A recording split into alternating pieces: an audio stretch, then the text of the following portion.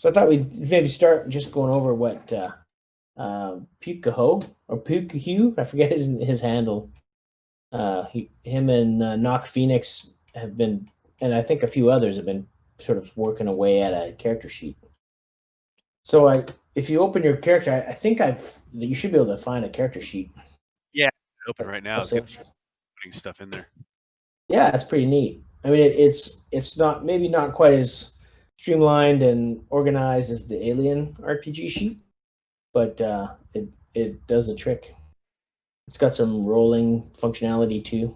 Yeah, I don't know how that works. Cool. Yeah, I'm happy to go through it because it's pretty. It's fairly simple once you get the hang of it, but it requires a little bit of digging through stuff and analyzing the roll. The nice thing about the Alien RPG sheet is it prints out in the chat window your successes, like in information graphics. Yeah, that's what I like, but this one doesn't. Yeah, it's super clear. No, this one you have to kind of interrogate the results to get the answers you're looking for. I think he was able to get that going. So yeah, there definitely is an improvement because now you can have multiple successes and Ramba, are you saying that there's a newer version that has a sort of a visual output of other than like a green square with a number? Let me just no, that's actually what you can really do with that, unless you get like JavaScript knowledge. Gotcha. Okay, cool. So but yeah, the character sheet looks pretty. Unless I'm messing up, and like Roll20 uses its own language, which is like a real pain on its own that you have to learn a different scripting language to do this. I think it's still CSS and HTML, and blah blah blah. I'm the last person who would ever make a character sheet. I don't know enough about it. Yeah, me neither. But I can copy the HTML code and paste it into Roll20. That makes me somewhat good at it. Yeah. That's the extent of my ability. Copy and paste. I mean, that's the easy part. The hard part is figuring out what did you change to make it break. Yeah. Using the car analogy, you'd be like, okay, yeah, I got the lights working, but the windshield wipers doesn't. Yeah. So I think we're gonna have one other player join us today, Laser Rifle. I don't see him here yet though. But because Berta, the guy who's playing Berta, I think Gabe was his name, he is not here today. Yeah. And I don't think I'll be able to, and just so you guys know, I won't be able to host over the next couple of weeks for the holidays season. Yeah, I'm going to be filling my face with ginger snaps and eggnog. Why not ginger snaps flavored eggnog? Yeah. I like to dip my ginger snap in tea. I haven't tried dipping it in eggnog yet. That's a good idea. Oh, here comes Gerard's joined us in Roll20. Name of John D. So he'll probably be coming along in Discord fairly soon. But I'll just send him a chat just in case here too.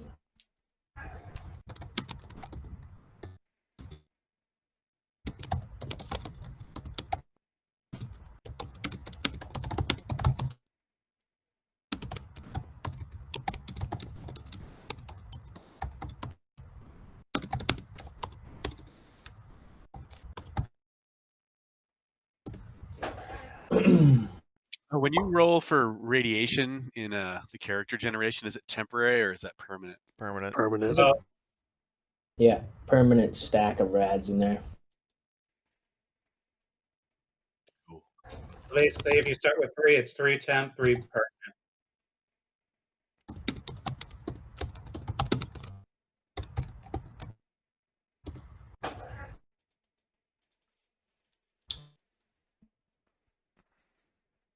So let's see.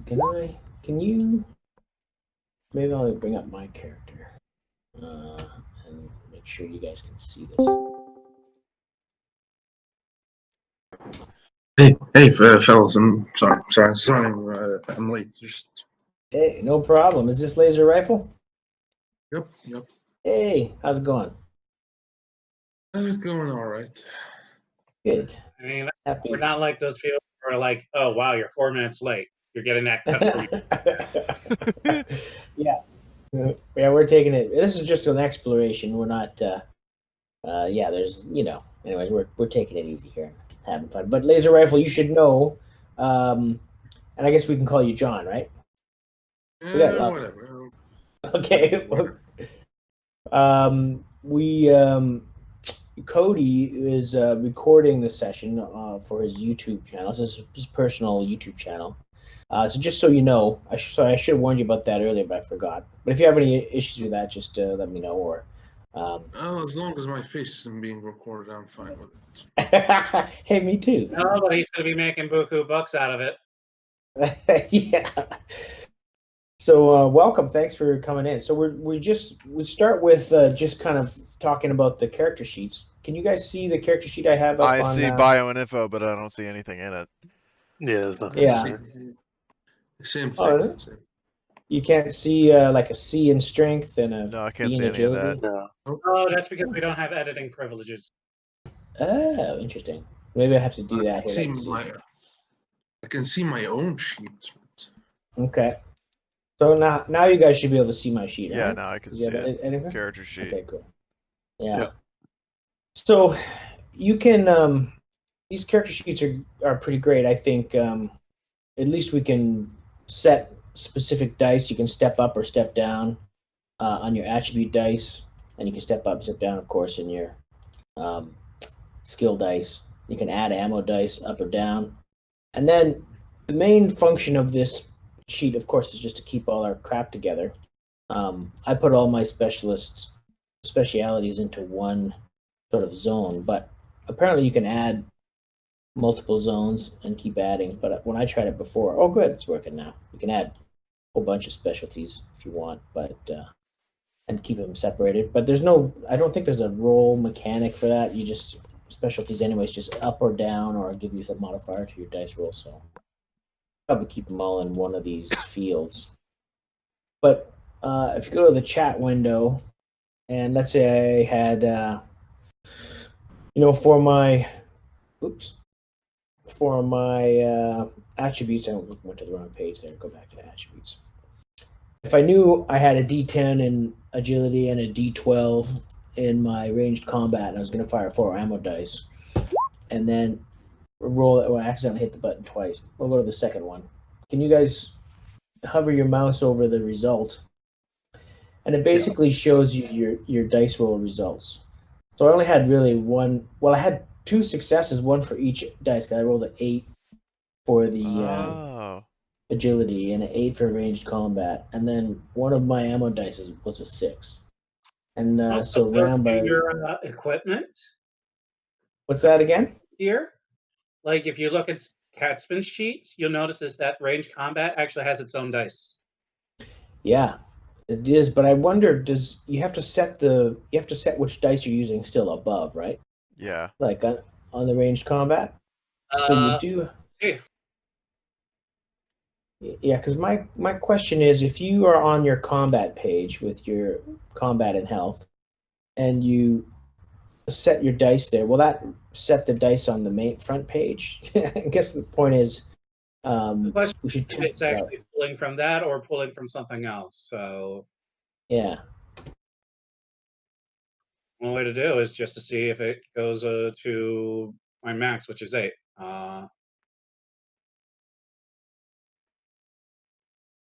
right.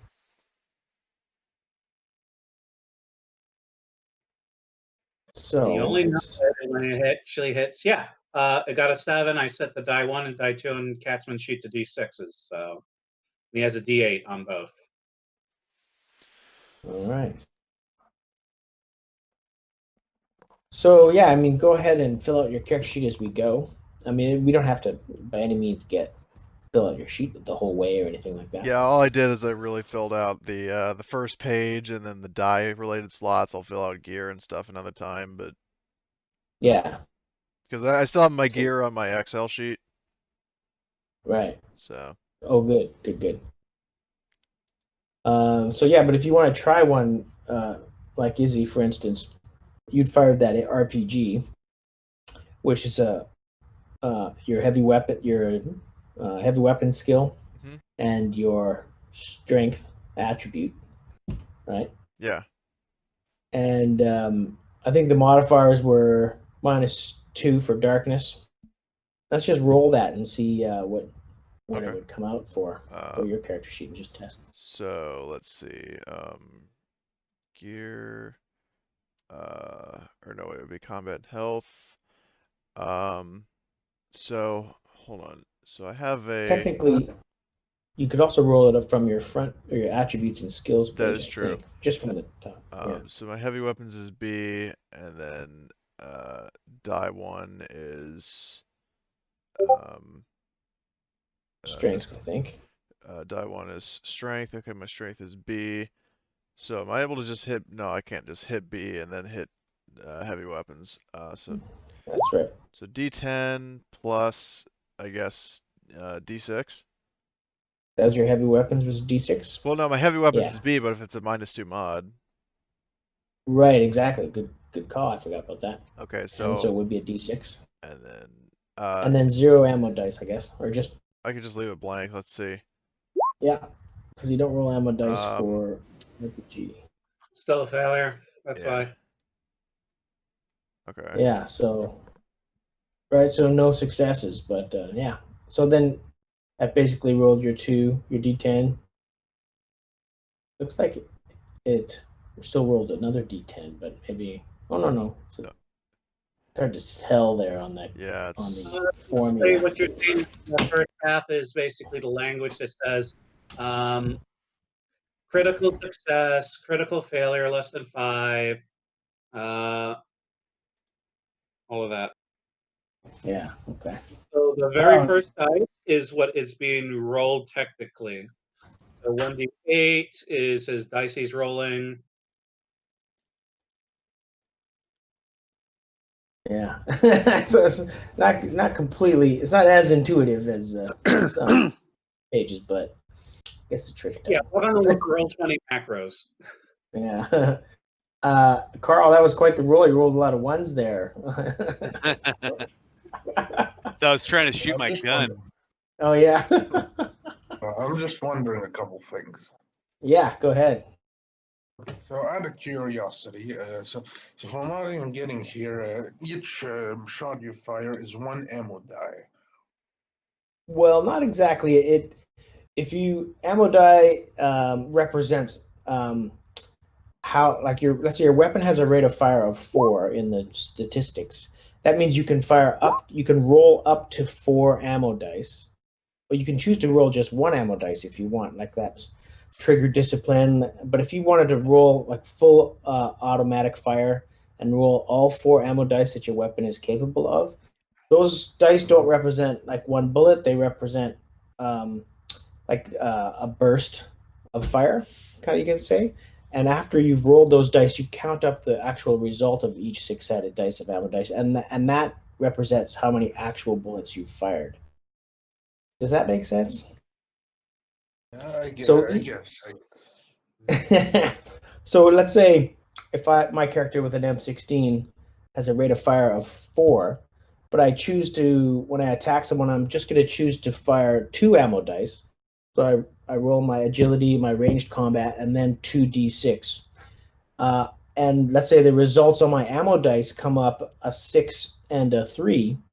That means 6 and 3 is 9. I actually fired 9 actual bullets that I keep track of on my sheet.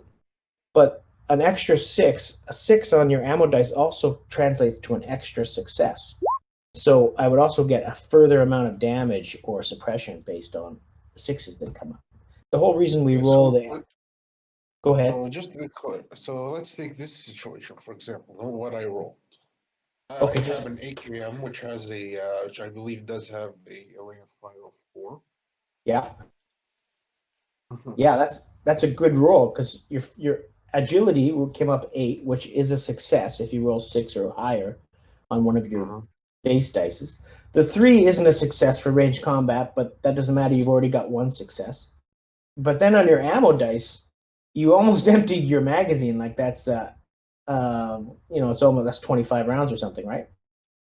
23 rounds. The magazine is 30 rounds because it's an AKM. Yeah. So, but if you add up 6, 6, 6, and 5, that's 20 whatever 3. 23. So that you would subtract 23 bullets from your character's magazine on your sheet. But the extra great thing is you got 3 6s, which is 3 more successes. So the first success for your agility, which was the 8 on your D10, that means your weapon does its weapon damage, which for an AK I think is 2. Is that right? Mm-hmm. And And has now, a crit of 3. okay, that's cool. So you automatically do 2 damage for that first success, but then each 6 on your ammo dice is a further success. So then you add another 1 point of damage for each 6. So that's 3 more points of damage. So your weapon did a total of 5 points of damage. So it's a killer shot. And so we've been kind of playing it 2 different ways. You could make each of those extra 6s a separate hit if you wanted, and you could roll location for each one, or you could just compile all that damage into one hit. Because the nice thing is or the interesting thing is, if you have more damage or equal to or higher than your weapon's crit, which in this case it's way over, then you roll on the critical hit table. And if you Which roll, causes a critical injury. that's right, which could be instantly fatal in circumstances, and Well, I'm guessing it could be a shot to the brain or a ruptured heart or exactly. Exactly. But the other nice thing is if you double your weapons crit, you roll 2d10 on the critical table. So in the handouts here in roll 20, I put the critical tables in a folder. Hopefully you'll have access to those. Can you see the folders? Just a moment. There's folders, handouts, Molotov cocktail, critical injuries. Yeah. Just a moment. So like if you go to the moment. critical injuries table for, let's say you shot the guy in the torso, and then if you go over double the weapon's critical injury value, you roll 2d10 on the table, which means there's a higher chance for and you add it together, and there's a higher chance for deadly or more fatal injury. So in that, yeah. So okay, so it's the so here hit locations. Okay, so there's legs, torso, arm, and head. Yeah. So you just pick one. I'm guessing first. I roll a d6 and whatever. That's right. Location. You would roll a d6 for location with I think a 1 is Legs. yeah, and then 6 is head. And I guess there isn't really a d6 roller on your character sheet, but there's of course a good roller in roll 20 if you're familiar with that. Yeah, I'm familiar with it. Okay, cool.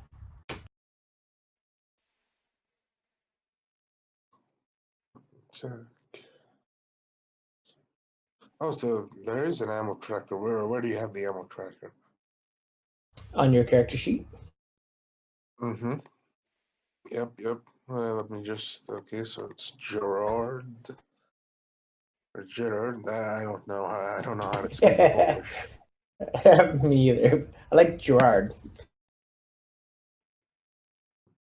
Yeah, so there is you keep track of individual rounds of ammo on your weapon page. But is there another ammo tracker, or is it just on your per weapon? I think it's per It's weapon. Like yeah, That makes sense. Yeah. You probably have a stockpile of extra spare magazines and ammunition too. You have to eventually keep track Well, of that too. I have about. Let me see how many. I got 3 magazines.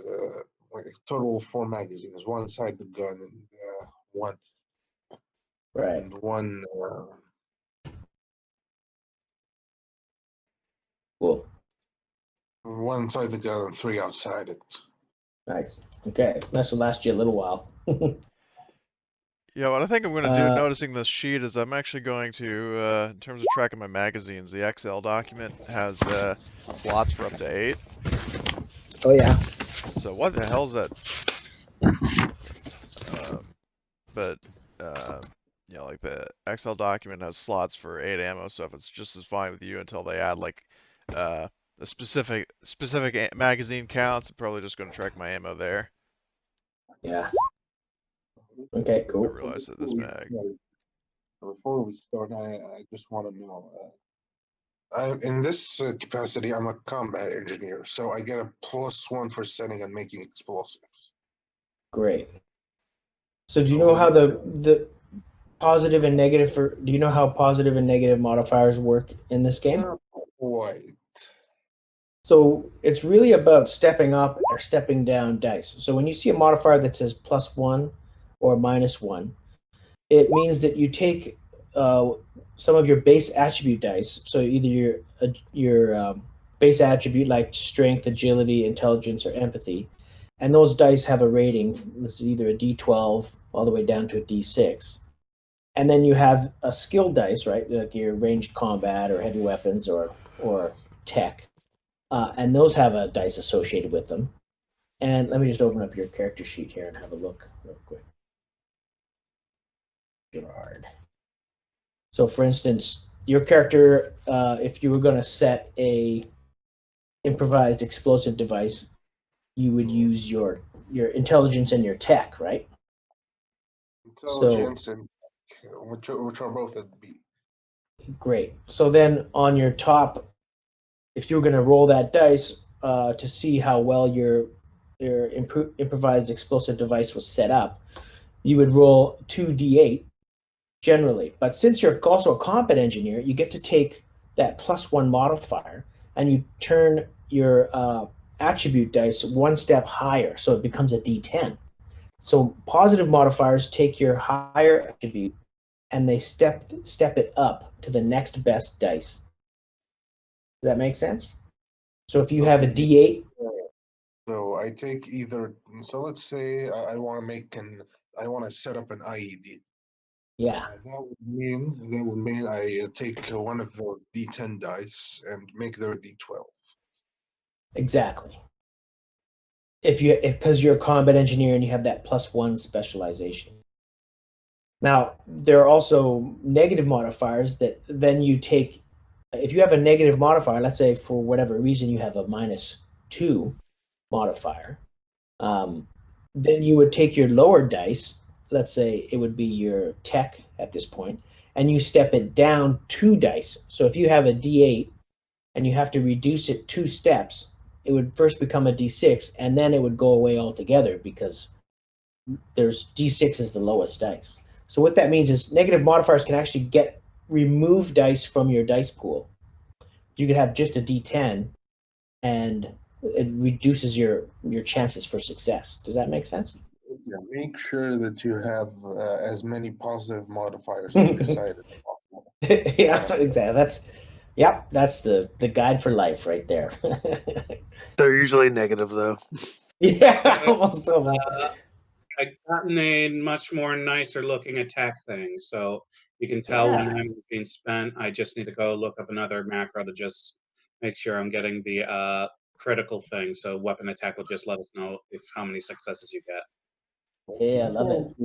Can you aid someone by pointing out targets? There is a certain amount of help you can do. Yeah, it still costs you an action, and the same action essentially. Like for instance, if someone is shooting, I'm not exactly sure how that would work necessarily for shooting, but like in group efforts, you can aid, you can help. It still costs you an action, but it gives the person trying to accomplish the attack a positive modifier. If there's more people helping, it can be up as much as +3 modifier.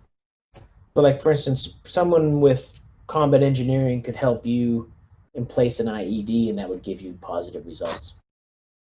Okay, so that would go from +1 to a +2, which would be 2d12s, which is very good. Right. Yeah. Hey, Ramba, I love your cleaned up results from the rolls there. How did you do that? Is that something you can share with us? Yeah, go to It's macros. very, Macros Yeah, under where? Yeah, no, he needs to get on there as a GM. You see attack macro there? So you're talking about one of the tabs in the upper right? Yeah, Attack yeah. macro. Trip stud settings. Okay. Yeah, the macros. Yeah.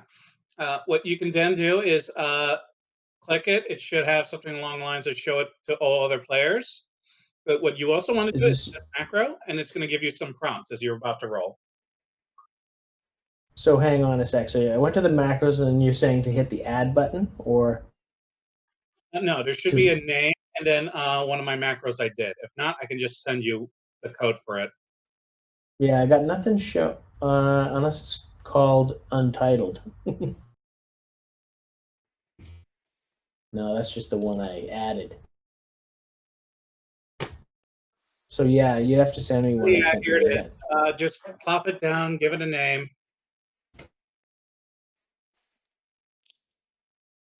And as you can see in the code, it's going to tell you, ask you about your first dice, its size, then the second dice, and then how much you're firing.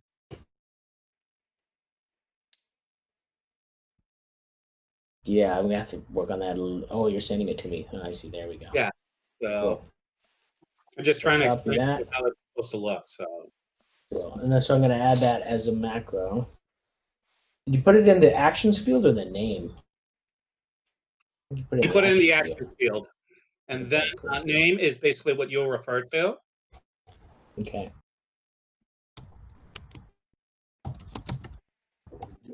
Let me just refresh the page so maybe the macro pops up in my bar. Yeah, he just needs to share it first. This is just me fucking around with stuff. I'm gonna have to clean up the code a bit more to just get the degrees of success in. Okay, cool. So I do think the ammo counter is very useful. so it asks you for an attribute of dice. Yeah, that's right, Gerard. I do like that. So it asks you for an attribute of dice 1. So you would say you'd put the dice actual in there, or Yeah, you like put in the D- numbers. D10? So, D8 or D12 or D10 for your first die, and Nice. second die, and then how many Okay. points you're using. So how do you use Cool. this thing? So you click on the. I've made it visible to players. So the bottom left hand of your screen, you should see a button that says Attack Macro. He needs to set it manually for his bar, but Oh, okay. you know Okay. the menu by left of the cog, Cody. Left of the cog. Yeah, macros. Yeah, you go to macros. You click in bar for attack macro. Oh, okay, I see it now. Now it's going to give you a couple of prompts, and then you just type it in. So yeah. Let's try this 2. Let's say 2 again. The 2 is actually like determining your dice size. Oh. Basically, what I have is that the question mark on that macro indicates what is the size of dice you're rolling. Oh, okay. I'm sorry. So hold on, let's try this. So 10, 2. Oh, so that makes more sense. But I got a success. Yeah. Now, so when I rolled it, it said the result for the weapon attack was just a 1. Now, I'm wondering is what that happened. just? Yeah, interesting. Try it again. Because you don't put D10, just put 10. Gotcha. I think that's what happened. Yeah, you rolled a 1 DD10. It says 1 DD8. Yeah. Double dice. There we go. That was a way worse attack. Well, I guess at least it was. Look at that. You really suppressed the shit out of it. Yeah, a couple 6s. Nice. Okay, awesome. So the character sheets, that's a bit. Hey, thanks, Rambo. That's a that's nice really cool, macro man. there. That makes it a lot sweeter. And now anyone can just push that attack macro and then punch in their numbers. And we could probably get that into the character sheets Yeah, second yeah. I'm point. gonna let him know about this code, share it, but I just want to make sure is I get the weapon attack part done with like the successes, and then that's gonna be it. Awesome. Because we can just hover over for the ammo and just know that because their successes are different. Okay, The way to cool. get those, because even if you succeed on your ammo check, you still fail if you still get not a 6 on the other one. That's right. And if you get a couple of ones on the dice, it equals a mishap too, right? But that's something we just would have to track. Yeah, so it's not like intuitive yet. I need to like look through other stuff I have that Mhm. dealt with that, but that's about it. But that's cool. That does make it a little clearer. It's nice. Okay. Cool. So, any other questions about the character sheet? No, not about the character sheet, but yeah, just a couple about the system itself. So, how much does what's the weight of a reload if it has any? A quarter. What? Say that again, Izzy? It's a quarter of A from quarter. encumbrance. So 1/4 of, or yeah, just 1/4. So that's right. I mean, you add up things are basically the small. There's either tiny items, and the next smallest weight is a quarter, right? Yeah. So you could have What 4 about- magazines for 1 encumbrance. Yeah. So what about rations? It's a good question. I think I think it might be I the don't same actually deal. know that Let's. probably, but I'll check. somewhere in the gear. And then wild food might be way different than, for instance, MREs. Those military rations are way less than wild food. I would imagine.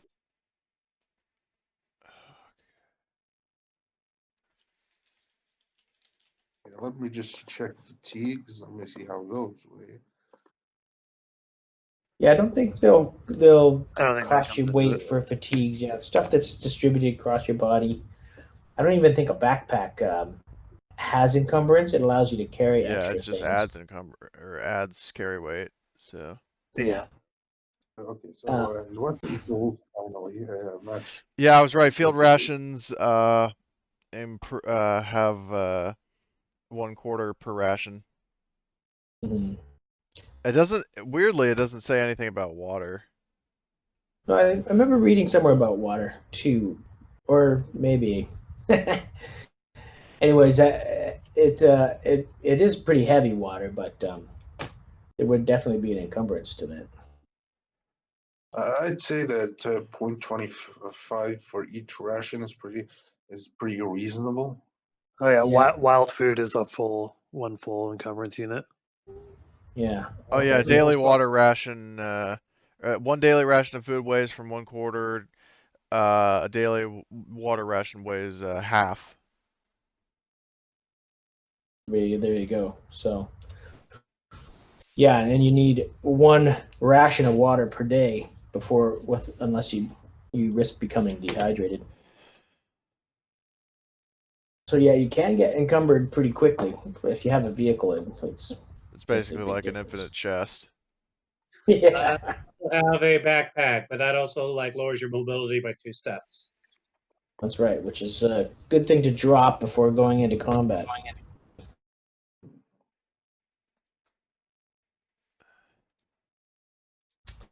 Okay. So yeah, there's lots to discover still as we're going through this, but so far it's been. Dick, don't worry about bringing up a question if you have any kind of a question about the rules or anything, because we're doing that the whole way through.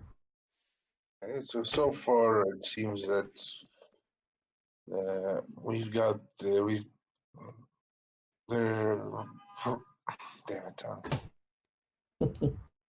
Okay, do we need to determine something like starting radiation or something like that?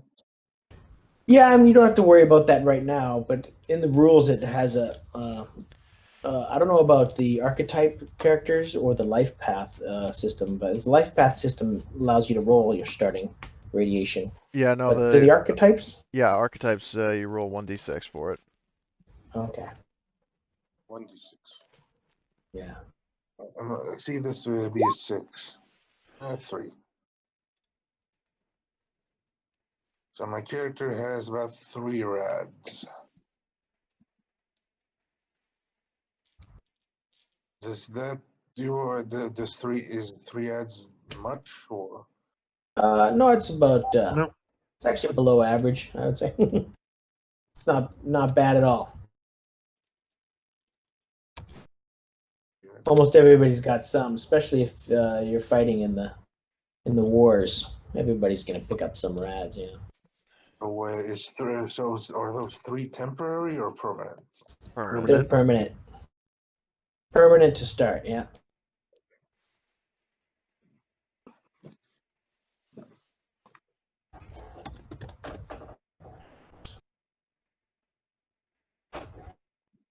So we're gonna introduce Gerard's character to you guys in a little bit. Cool. But to start with, we'll continue where we left off, which was there was still a hot sort of firefight going on. You hadn't completed your assigned sort of mission by Rabinski, but if you guys had any questions about that, I could talk about that. You guys remember it was essentially you were sent to retrieve some metal cans, 6 metal cans from some marauders that had camped around the crash site of a Russian helicopter. Yeah, it was like briefcase MacGuffins that have a special mark he was talking about, and we apparently cleared it out. But let's be a bit cautious about approaching here because we only saw about 3, and there's supposed to be like 10.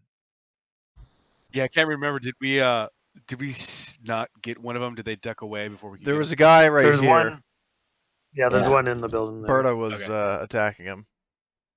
Yeah, Berta had just fired off went full auto on her AKM and suppressed a guy who was running through this through just behind the windows in this building.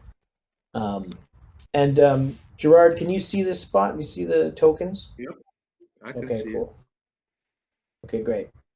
So one of the characters played by Gabe, who's not here today, is Berta, and Berta, this is her character. She was just sort of providing overwatch to the east, spotted a marauder trying to run to the north, and she opened up on him and caused him to hit the deck.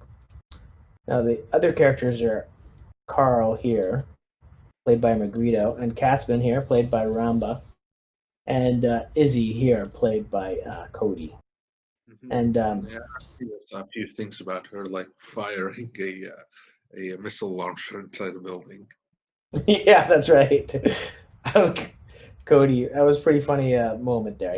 She ran upstairs, filled the room with backblast, and destroyed the enemy. But Carl and Katzman were deafened and blinded by the smoke and dust, and then the backblast.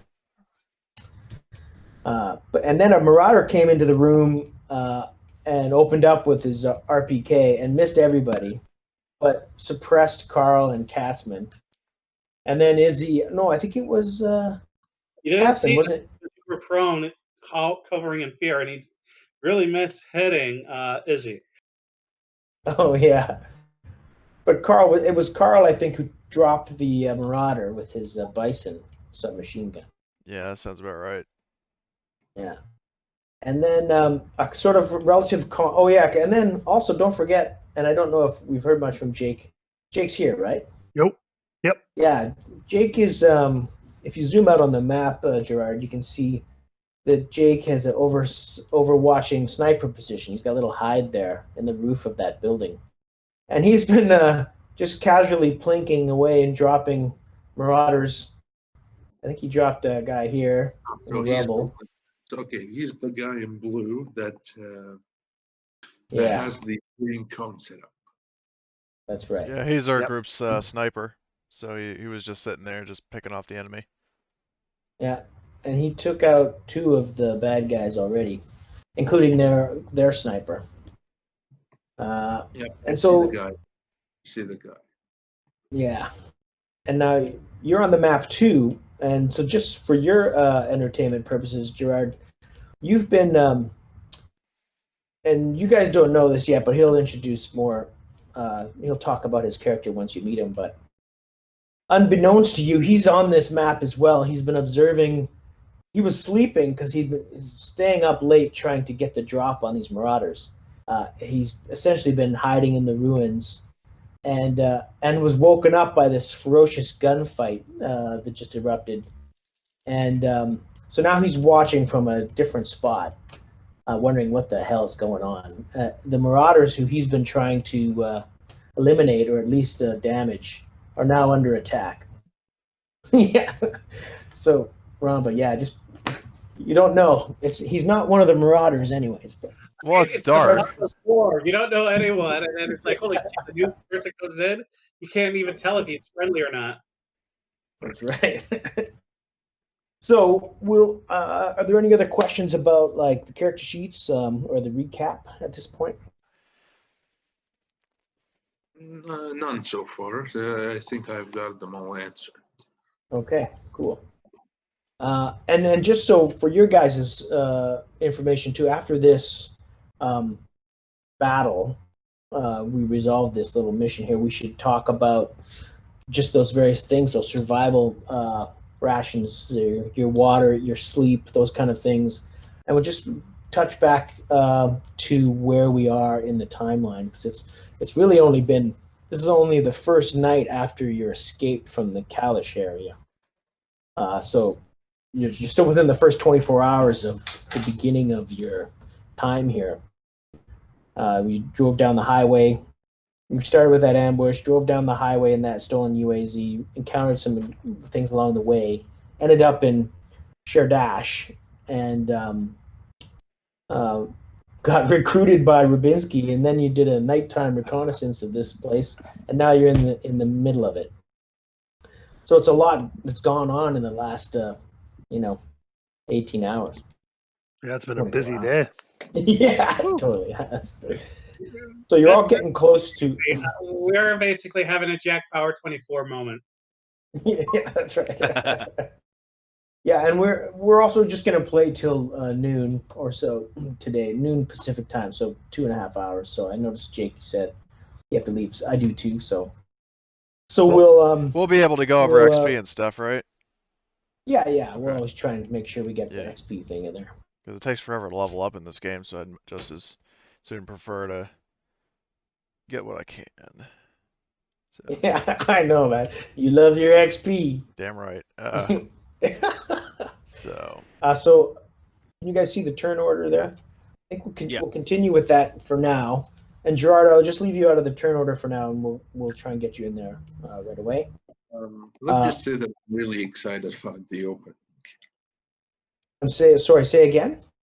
I'm just gonna say that there's gonna be something fun in the opening. Yeah. Break up with those wild dogs we saw last time. Their head. There were some rabid, wild, feral dogs running around, but I don't think Gerard. It's gonna be nothing. Okay, so we'll start off with you, Jake, at the top of the order. Okay. A sort of a quiet has descended. You've heard some automatic weapons fire, and then a moment has passed and it's quiet. Now you do have a radio to Katzman as well. Yeah, I was gonna radio Katzman for status. Okay. We're all alive. Good. Sounds great. And yeah, I'll just keep like Overwatch here. Okay, and you can also, as an action, you can roll a recon if you want to like spend your round also sort of just making an extra special search. Yeah, for sure, I'll do that. Okay. So the only modifier is darkness, and we kind of made it a -2 modifier. So that will take your lower skill or your lower dice and step it down 2. Because you don't have any night vision devices, right? No. Okay. So you can use the attack macro, just I think, and have 0 dice. Is that right? 0 ammo dice. Would that work as well, Rambo? Yeah, I mean, what you're doing Try is it out. two stats and then put it 0 for the ammo dice. Cool.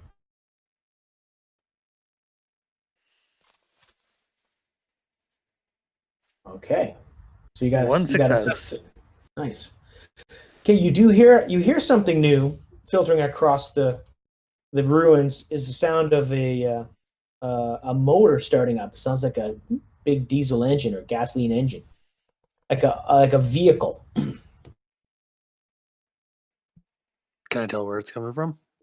Yeah, slightly to the the sniper you dropped up in the top building, Mm-hmm. up there. You see, like there was an enemy sniper there that you dropped. You hear the sound of a vehicle somewhere echoing off of these buildings, but then you notice actual exhaust fumes rising up behind this little garage here. Okay. I'll let Katzman know. We got Okay. I got a sound of a vehicle to the west. If you need better eyesight, I'm gonna go ahead and when it's my turn, fire a flare into the air. Oh, nice.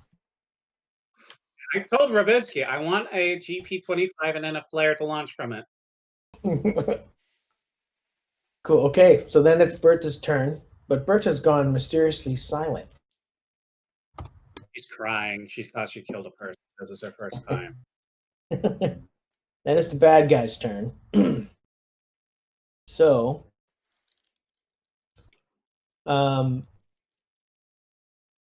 Jake, while you are scanning the horizon, you see another movement of a further marauder. You guesstimate over by the helicopter crash site.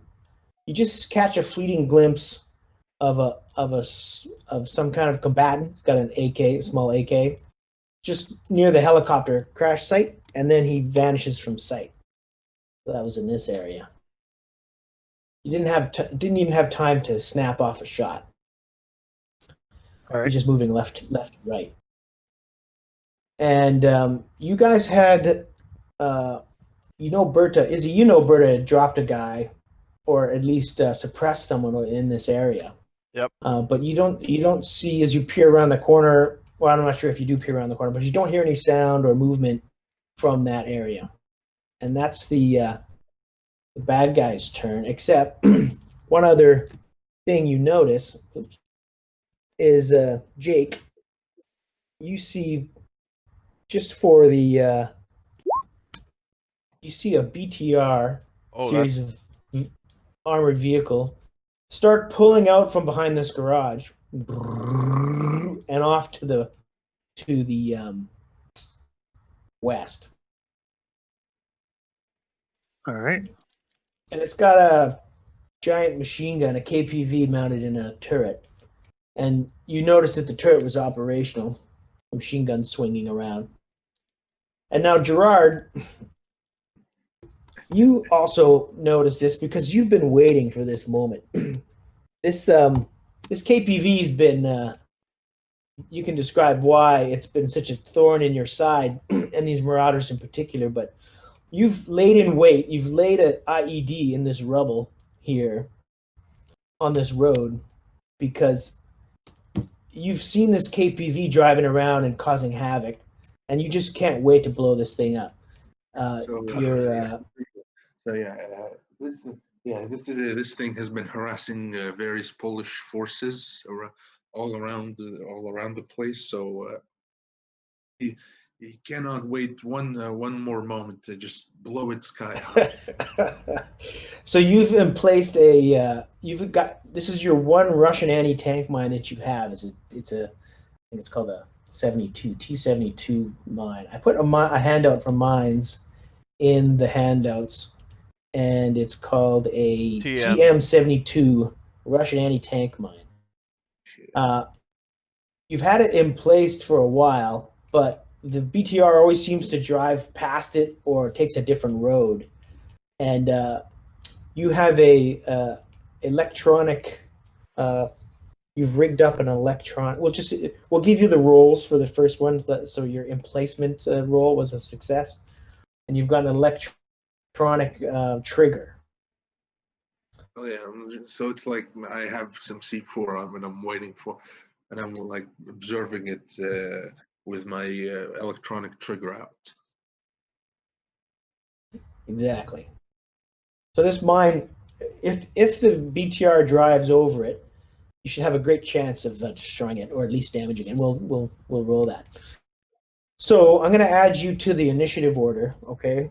Okay, John, I got you yeah. another screen. So instead of having to add people manually, I'll give you the macro that just have people roll their initiative, and then they add it to the tracker when they have their token selected.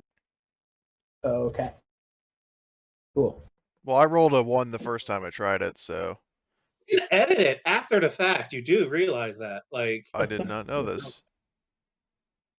Yeah, you can just go into the turn thing and click Oh well, on the no, I haven't number. been put on the turn thing, but I'm assuming that's what the macro is for.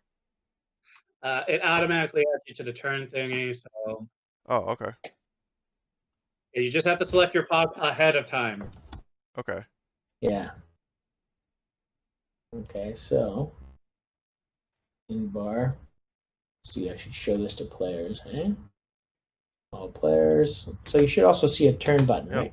Down there? Nice. That's cool. So how about I clear out? You guys want to start initiative fresh? I mean, clear out these old ones? either And or. if you want to fuck around with that turn thing, yeah. Yeah, let's try it. So I'll empty.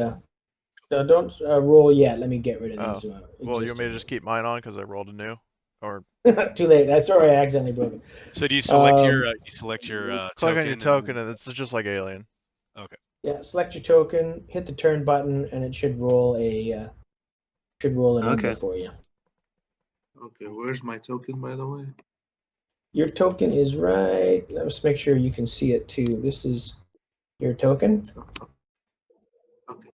Can you see that? Yep, Cool. yep, I can see it. Okay. And then, do I just roll the 10 for the? No, just on the bottom left-hand corner of your screen, Gerard, you should see a little two buttons. One is turn. So if you select your token first and then hit that button, there you go. Awesome. Okay. So let's see. I'm gonna just make sure no one's duplicated. So Katzman, I'm gonna push you to 2. Okay. Sure. And then Jake was at 4. Let me just make sure this is still. And then I'm going to push the BTR. We're going to make him actually 10, and we're going to make Gerard 9. Of course, I made it 19. But... okay. So that should work. So actually, we could have left that as is because I'm assuming Gerard, your action is going to be Overwatch, and so you can, So you're hoping to trigger that mine. Okay, so we'll say Jake went, and then we'll start with Izzy, and we'll go from there. Okay, Izzy, you heard a little bit of a tinny radio voice come from upstairs, and Katzman's voice drifting down to you. So you know Katzman's still alive, and Carl probably, but just no sign of Berta. I saw the direction Berta was shooting, right? Yeah. So can I do a recon roll? Will that cost an action? Let's say no. If you want to do a quick sort of scan, yeah. That's still -2. Yeah, -2 because it's pretty dark out here. All right, so 2 steps, so that removes that dice, and then intelligence goes down to C. So, so I will be rolling a D8. Where's the result? Oh my God, I got 2 success. Wait, hold on, what? So what were you rolling here? You rolling your recon? Yeah, my recon. And did you use the macro, the macro in the bottom left? No, I just used the die roll on the character sheet. Yeah, so it looks like I'm not sure what the extra 6 is there. I can't tell what's happening there. Yeah, it looks like you might have had I don't even realize there's an ammo die there.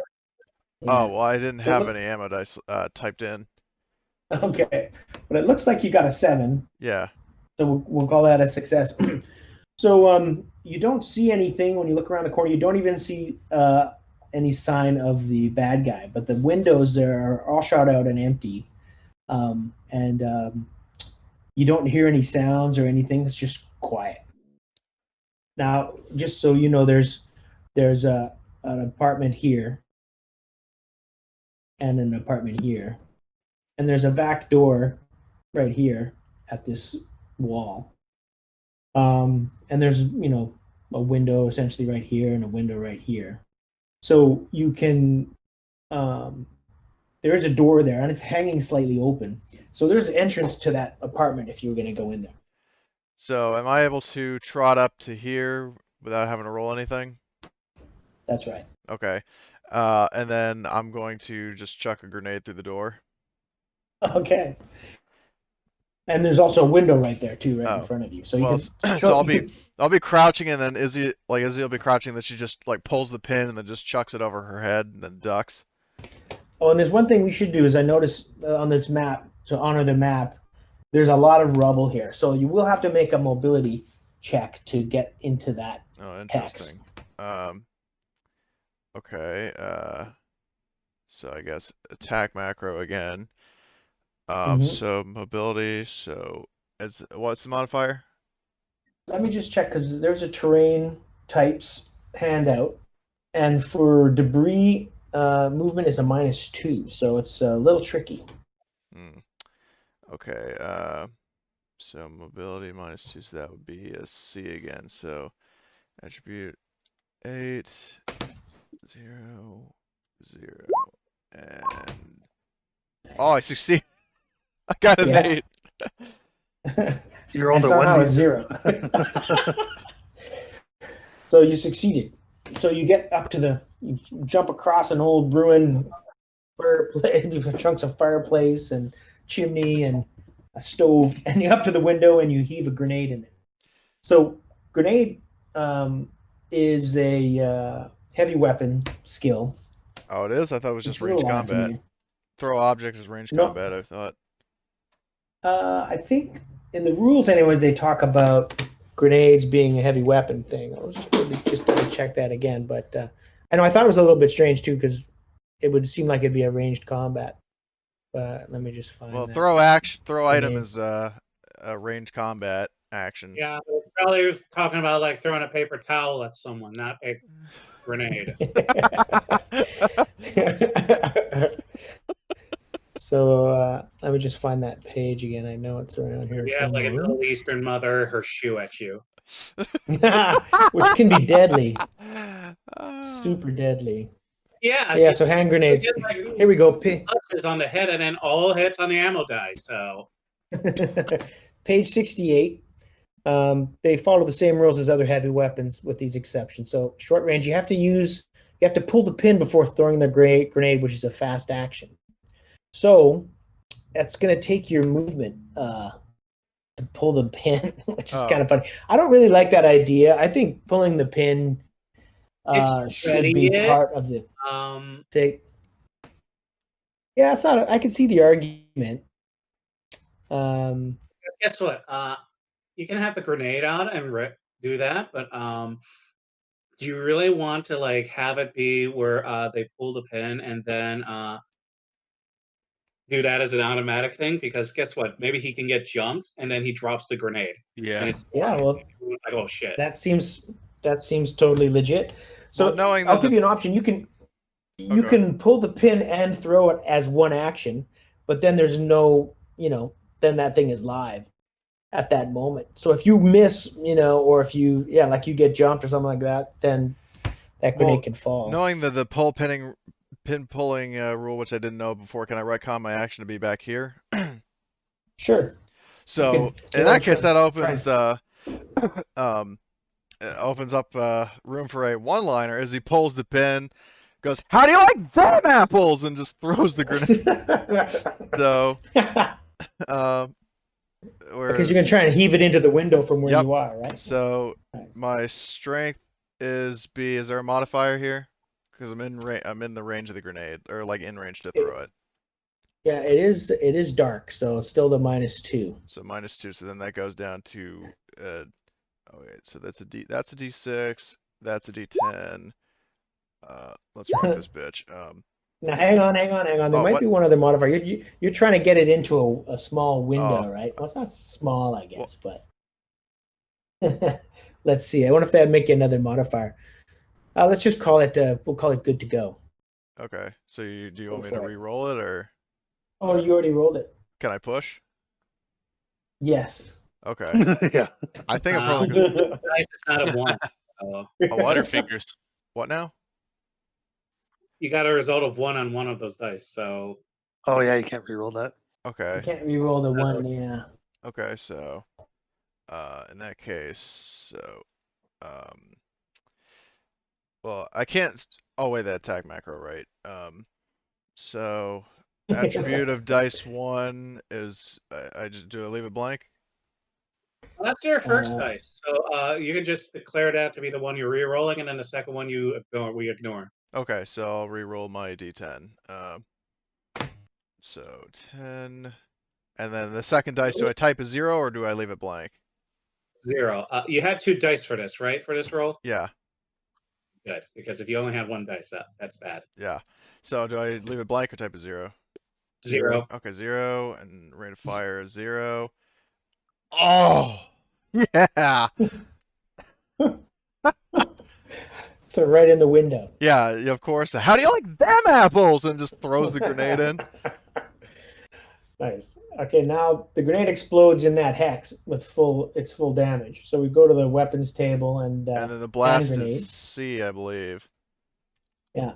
So that's a D8. So you roll fragmentation grenade. You roll 2D8, and any successes on that translate into a hit on this guy. Okay, so I think it would be easiest if I just did roll 2d8. All right, I did 1 damage. That's right. So that's when then you roll location. The damage it does is 2. Okay. Roll location, so I'll just do d6 for convenience. That is a body hit. Yeah, right in the torso. He's not wearing armor. Oh, Oh, there And was someone in there. fragmentation- Yeah, he's suppressed. And a grenade lands next to him. He just had time to raise his eyebrows and open his eyes. Oh no! Boom! oh my god. So then you does 2 damage to him, and of course you don't actually know you don't actually know this, but Well, the room. don't I hear oh no before the grenade goes? Yeah. Yeah, something similar. So you do hear a shout, so you know something happened. Duh! And the room fills with smoke, and the leftover pieces of glass fly out. There's a earth-shattering kaboom, and yeah, that's your turn. Izzy's face lights up like a child who got off the train to Disneyland. Just seeing like shrapnel blast out of the building. It's like, Okay, Catsman, your turn. Okay, is there a hole over the ceiling I'm at? There is. I'm gonna shoot that flare and like have it go toward the hospital. I'm gonna let them know as I'm illuminating the area. Nice. Okay. So, do I have to roll, or is that automatic because it's shooting directly up? Yeah, I think I would call that automatic. It doesn't require that much skill. So star shell flies up into the sky. Super bright light as it descends on its little parachute. I'm assuming it's one of those parachute flares, but you have a different idea which one. Knowing like from Operation Flashpoint, it's like a parachute flare. Yeah. That's cool. So super spooky now, Jake. You guys have in the military have all seen flares go, but the shadows, because as the flare drifts on the wind, all the shadows are constantly moving and revealing and shifting as the flare, this super bright light source, burns up in the sky, and it's always moving and descending too. So the shadows are lengthening and lengthening. It's super spooky when those flares are up. Yeah, it's a parachute flare, and it's basically 30 seconds to a minute, depending how high it is. So, yeah. Okay, cool. So that really does cast a stark light on a lot of the battlefield, and including some darker shadows, but definitely easier for Jake to see too. Okay, so and are you also going to do a fast action? My fast action was just to get that thing ready and primed. So, yeah. Okay, cool. So that's your turn. Okay, Carl, you see Katzman launch a flare through the roof. You've got this wounded and injured marauder here at your feet, right? I would like to interrogate him quickly. Ask in Russian, how many of them are there? Okay. He says there's 10 of us.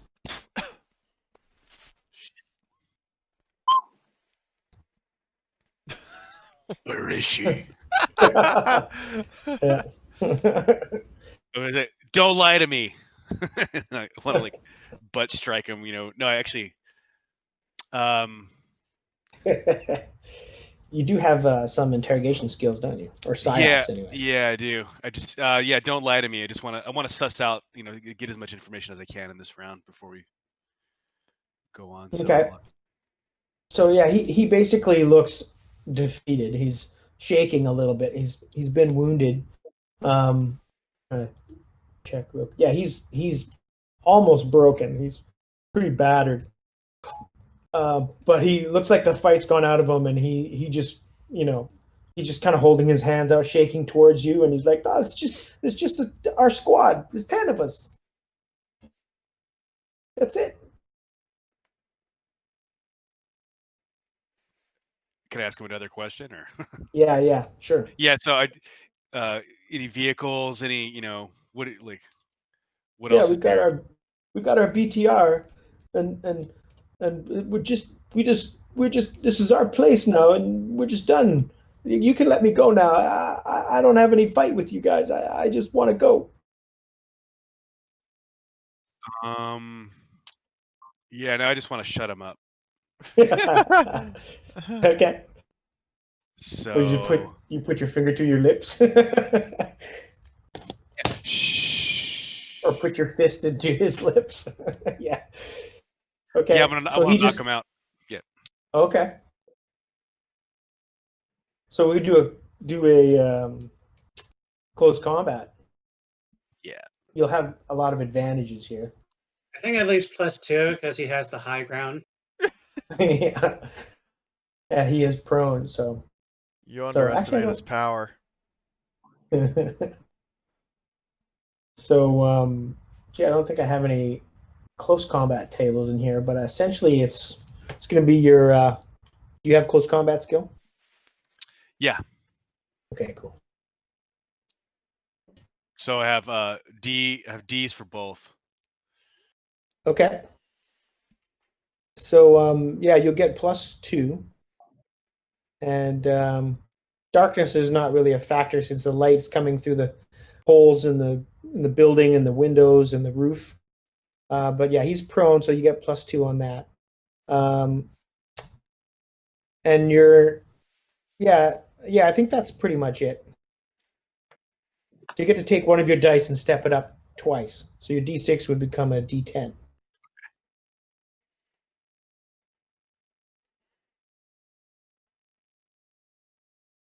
Bet.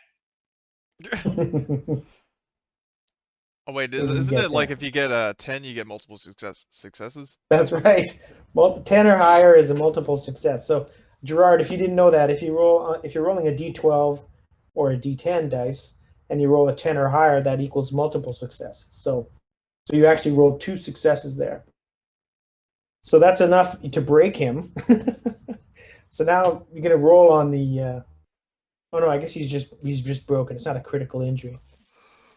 Yeah, basically just knock him out. Boring conversation anyway.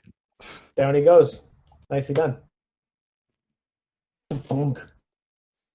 Okay, and that's your turn. Now, Jake, so up from your hidey hole, or did you have anything else, Carl Papa? That's it. Okay. So, Jake, you see these moving and stretching, swaying shadows the bright flare illuminating the landscape, and you see that BTR. It's just kind of turning the corner here, in the east or the west. So your 7.62 millimeter rifle probably can't pierce the armor of this thing, but but it might. You'd have to roll a lot of successes. I think the side armor for the BTR is probably 4. Let me just check. Yeah.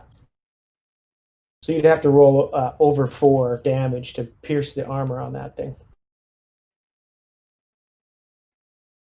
Yeah, and it's pretty far. And it's nighttime. Yeah, so it'll be a Yeah, few miles. that's Well, not gonna happen.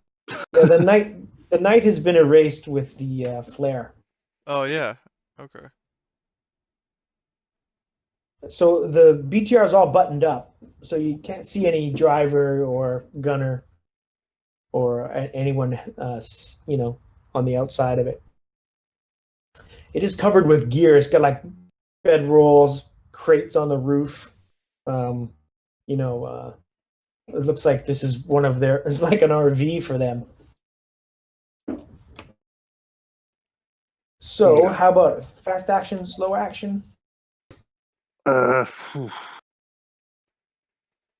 You can also choose to go into Overwatch.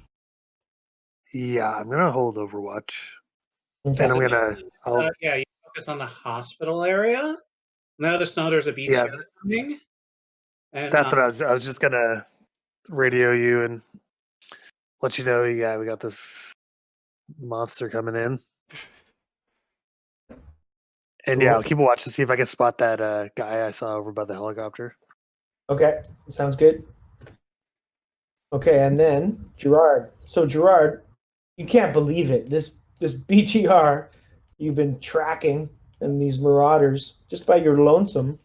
You see it moving in. It looks like it's turning the corner, and it might be heading towards your emplaced mine. Now, Yeah, he looks really excited. He's really holding off his finger from on that trigger. He wants to wait for the perfect opportunity for it. since I get told by Jake, I'm going to be like, Lizzie, BTR coming.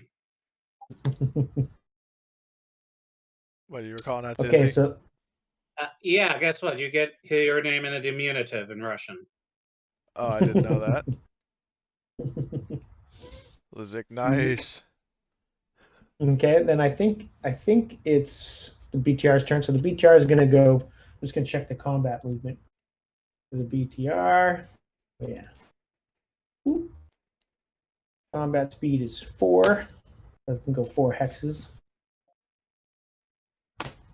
So, oops. So, let's see here. He drives of 1, 2, 3, 4. And then he's in a bit of a hurry. He wants to get to help, so he's going to roll a driving roll to make his go an extra couple hexes. So, Yeah, hurry up. so He got succeeded. a 1, but Yes. yeah. So he's going to keep going, but he doesn't quite get to your mine yet. He comes up to here and he stops. Rocks back and forth. Gerard looks so damn pissed. Does Gerard like throw his hat on the ground and stomp on it? So you see the BTR stops there, and you notice the turret swiveling. It's scanning for targets down the road, but you can't see anything. So that's its turn. And then, sorry to draw this out, Gerard. A little bit of tension there. Izzy. We'll move here, if that's possible. Let's see. Where did you go? Oh, yeah, that's possible. Yeah. Okay. You go back into that ground floor entrance. Yep. Mm-hmm. And is there any way I could set up an ambush with a rocket launcher?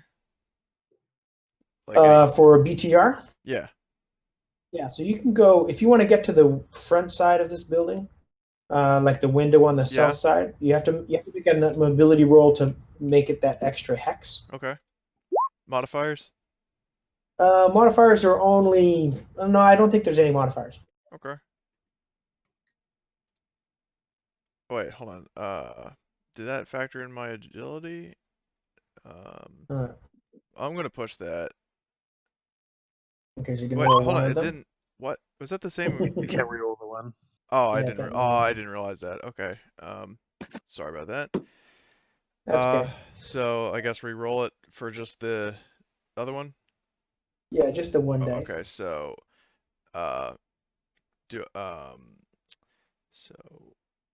Okay, so I guess I'm just rolling my mobility then. So. I think so. Yeah. So that guy's just a D6. Mhm. Oh!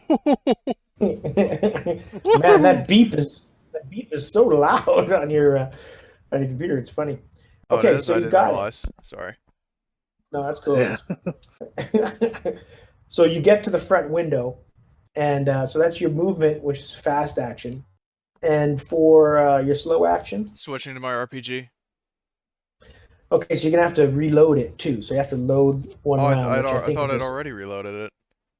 I don't. Well, you might have, but I just didn't remember. Oh. So if it's loaded, then all you have to do is wait for a target to Yep. appear. Yep. Because right now, from where you are, you could lean out the window and take a shot, but it's pretty far right Yeah, now. I'm just gonna wait for it to get closer. Okay. Yeah, just for the record, I mean, I can't remember if I'd reloaded it or not, but That's fine. That's cool. okay.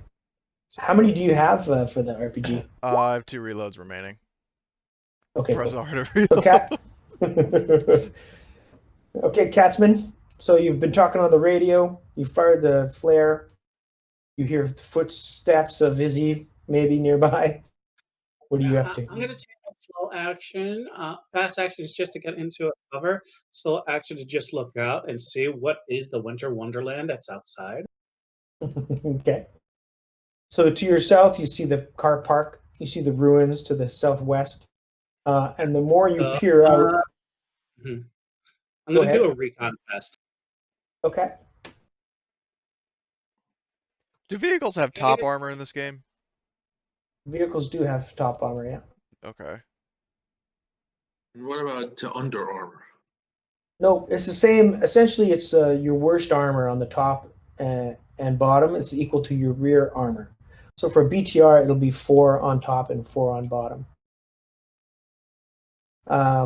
So Catsman, you peer out, look around. You're looking out the south window, I assume, right? I assume so. Like, be very careful.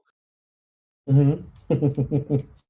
Just putting one eyeball out the window. Yeah, you peer out the broken window and you see a BTR down there. Probably, I guess it's. Let me just measure. Oh yeah, it's almost 200 meters away, but it's paused. It's stopped, and you see its turret sort of rotating, looking for targets. Yeah, I'm going to tell people we do not, no South Road. Please, no South Road. Go through West. Nice advice to live by. Okay, Carl, you hear that? You hear you now notice that distant sound of a vehicle engine. You got the unconscious marauder at your feet. What do you do? I guess we should continue the recon. I'm going to move into the next room and clear the rooms to the north and stack up by the staircase. You want to reload your PP-19? Nah, dude, I got like 40 rounds in there.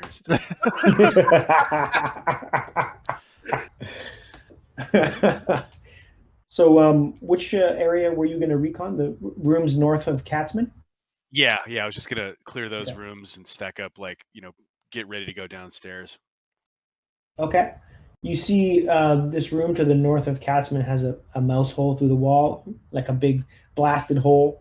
And you can see into the next apartment, which has got another exit, and a giant hole out to the ceiling from where some kind of artillery. You can continue moving further into these rooms if you want to. Yeah, so I'm gonna move in and clear that room and Mhm. look to that doorway south. Okay.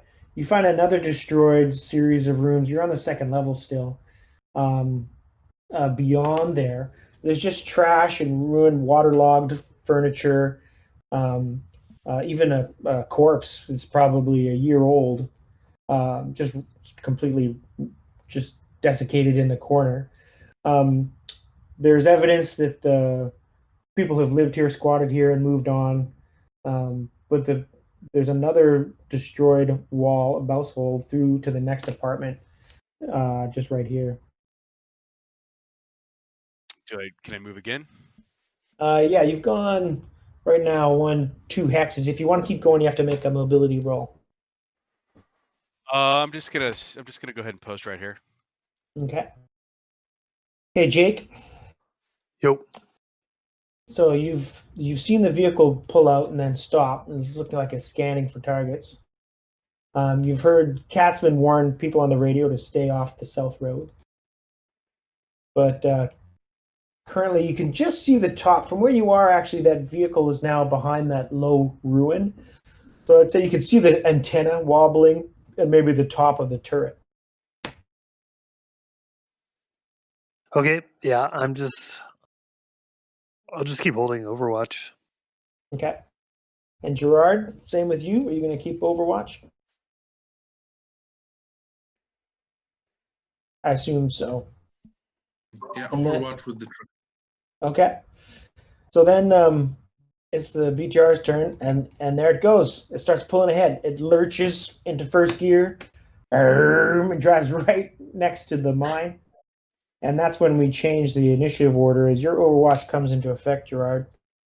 You Okay, the moment he sees it on that damn mine, he just presses that button without half a moment of hesitation.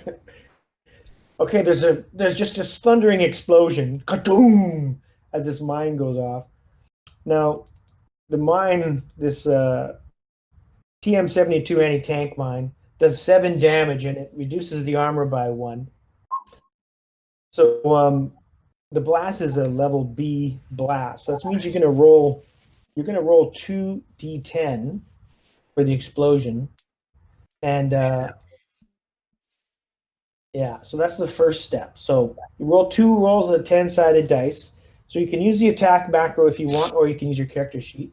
Whoa! Jesus, That a H. multiple 3! Damn. That thing's done. 3 successes. Holy moly! So that means it does. Well, let's just figure this out. So the damage is 7 plus 2 more. So that's 9 total damage it does to this vehicle.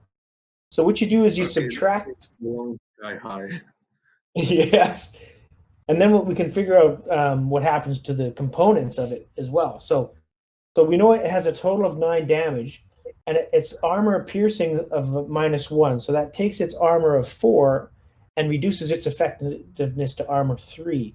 So then we subtract those 3 armor points from the damage, which means you have a leftover amount of energy, like damage of 6 after you've subtracted the armor.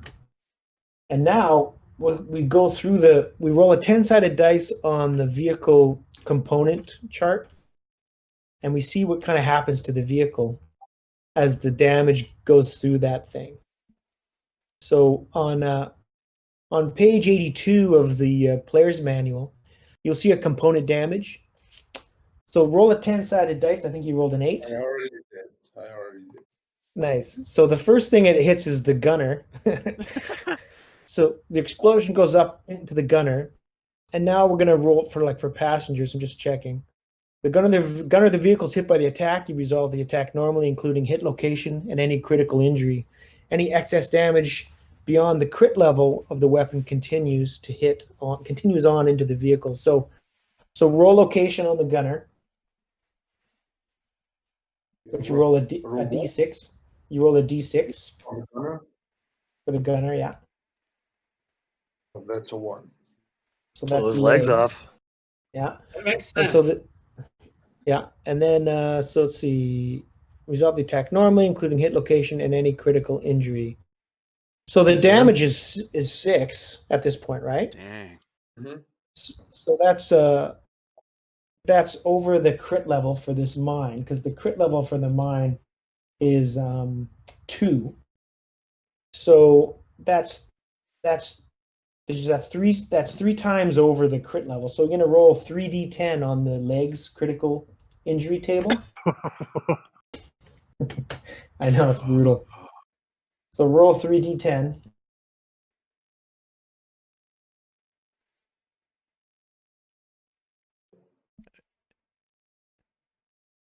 Easiest way to, or actually, no way. You can. Never mind. Each of his. Okay. He rolls 1s for those 3d10s. I'm calling it. So what did we roll? We rolled He hasn't rolled yet. Oh, okay. So yeah, you can just on the roller you can just roll 3 10-sided dice, or are you still there, Gerard? Yeah, I'm still here. What do I Okay. roll? So you 3d10. roll three rolls of the 10-sided dice, and then we'll add that up, and we'll figure out what happens to his legs. Oh my severed fucking leg, god! Oh, 2 So bleeding that is- thighs. 4 successes. This is the. Yeah. Oh my god! 2 So you two basically- bleeding thighs and a severed leg. Yeah, you basically I think he dies from shock. you blew him to pieces. Yeah, he's essentially missing his lower half. Yeah. So now what happens is that what you did have 6 damage, and now since we've done 2 points of crit, it says any excess damage beyond the crit level of the mine continues on to hit other components. So we remove 2 points, so that means there's 4 damage left of energy. And now we go to the next item in the components list up from Gunner, and that's a passenger. So there is a passenger. So now roll location for the passenger. Okay, so D10 like last time, No, or a D8? D6. D6. Mhm. 4. Okay, so that hits him in the torso, and he's not wearing armor. So now we do that's 4 points of damage to him, which is double the crit for this weapon. So that's also a crit. You roll 2d10 on the crit table for torso for this guy. Go to the critical hit for torso and roll 2 10-sided dice. Okay, so that's 1 9 1 1. So it's a 9 Snapped and a 1. collarbone and internal bleeding. Yes. So he's also he's going to die in a stretch, or I think it says Round, yeah. time limit. Oh yeah, round. He's blown up. Okay, so that removes further 2 energy, and so there's just 2 left in the explosive energy, and it goes on to hit. Next up at the table is the driver. Jeez, you can take everybody out in here. So roll location on the driver. Okay, so that's a 6. It's a Mhm. 2. A 2, which I believe Torso. is that's also torso. I think torso is 2 to 4. Yeah, Oh, torso yeah. is 2 to 4. Okay, and now that's a crit, so you roll 1d10 because it's just equals its critical damage on your Oh, torso. 8. Torn intestines. Ooh, he's also not well. So there's this huge explosion. The vehicle's lifted off the air like 6 feet before landing again on its left wheels and then tipping over onto its side. The smoke billows out from the area where you can't even see the BTR anymore. And there's this giant explosion. Kaboom! And then a great big billowing smoke cloud. I'm gonna get on the radio. Who did that? Izzy? Izzy's like, for once in my life, no. But boy, would I like to shake the hand of the person who did that. Okay, can I just do something? Yeah. So I'm guessing Gerard saw that. Yes. Okay, so as he sees the smoke going up, he yells out at the top of his lung, "Ooh!" What the Hey, do you Awesome. like a little dance? Ah! Yeah, so Jake sees tires flying and pieces of metal, this huge explosion, this flash of sparks, and feels it in his sternum and through the ground, this explosion. And then he hears this off to his west. Uh, Awesome. Okay, nice job, Gerard. Okay, Izzy. um,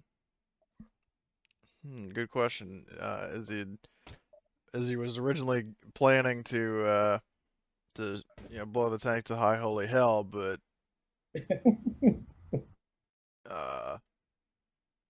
I would say she probably. Well, yeah, no, I know. I'm just saying, like, colloquially. Um, well, the mission is to secure the crash. What? It's Katz was just saying, "You American calling everything Kleenex or Xeroxes."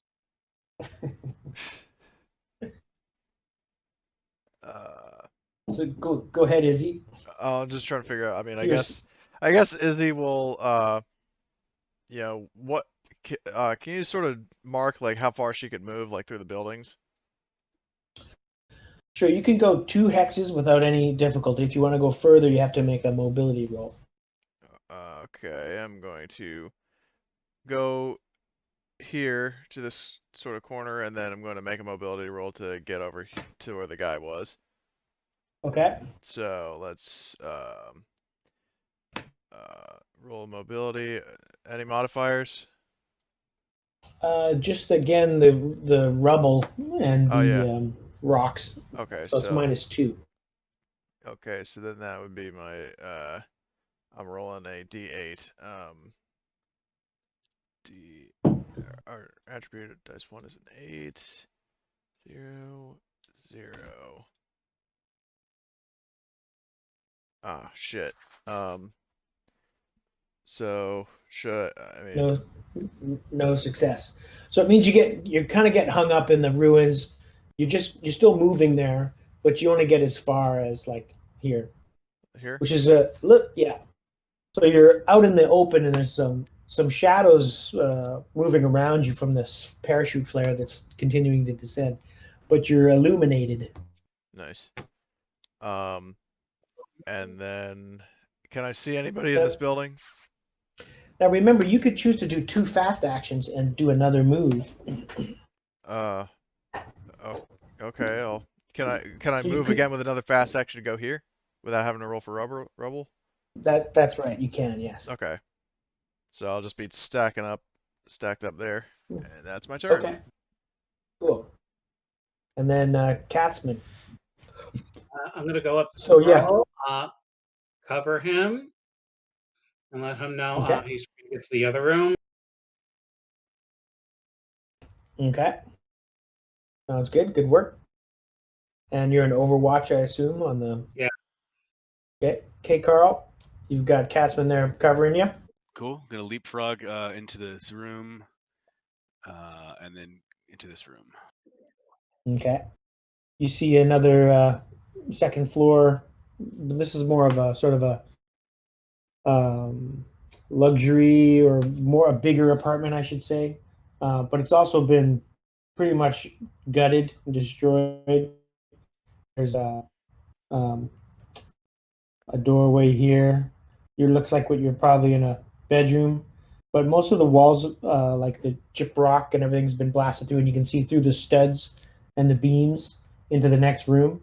So there's almost no cover, but you can see that there's a big sort of like front living room here with windows out onto the street, and looks like there's a hallway here beyond, and then another bedroom at the back.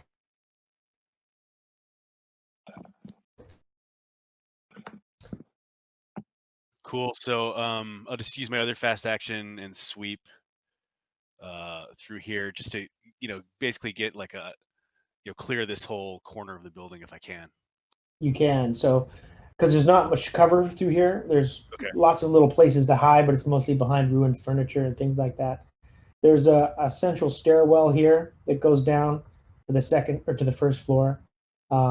There's a big bathroom here. You can see ruined ceramic bathtub, and then there's another sort of bedroom in the upper sort of northwest corner. But beyond that, there's just that central stairway down and a few bedrooms and ruin. But through the window, you can see out to the south and west, and you see some smoke starting to drift to the south, which you assume is the source of that explosion. But from here, from this corner second floor apartment, you can also see down into the ruins directly to your west, and you can see a enemy marauder on the ground bleeding out here. This dude. This Okay. was yeah. And then beyond that, you catch a glimpse of the tail boom of that helicopter, partly embedded into that building. And so that's your turn, I think. Yeah. So Unless there's anything nope, else. so I'll just hang out there.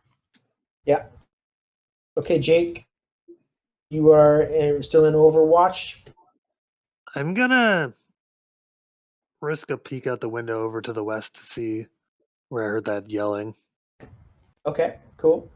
You do, just as you're crawling up on your little mattress there, you do notice Carl in that corner building. So you've made visual contact with your fellow squaddies. And then as you peer around You're talking to me, right? say that again, sorry? Did you talk to me? Oh no. No, We're pretty... I was talking to Jake, but Jake, you do peer around the corner and you do see a guy, looks like a local soldier, maybe Polish. Yeah, He sort of he's got some emblems that indicate he's part of the. If he can read Russian, he can tell that it's the 3rd Engineering Corps. But but if he doesn't, it just looks like it's Polish. Cool. So you see, looks like a Polish soldier dancing a little jig in a window. You're like a football stadium away from me too. You probably can't see that much. Yeah, it's like 100 meters. Mhm. But yeah, it looks like he's jubilant, dancing around. And maybe not dancing around, but he's definitely tracking himself. Yeah, and you are armed, I guess. Hey, you have a AKM or something. Yeah. He's got an AKM sitting right next to him. So Jake, if you want to make a recon roll, we can. If you have some successes, you can ask some questions about what you see. Yeah, I'll roll a recon. We still got that light? Yes. So there's no more darkness modifier. Okay, let me just bring up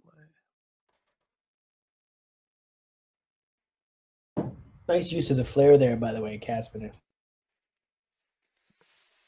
The goal was to just get us close, do that, and then when they're shocked, take them down. Oh, Yeah. nice. Multiple successes. So yeah, any questions you have about what you're seeing, Jake? I I assume mean, you're looking through your scope at him. yeah. So he's inside that building. Yeah.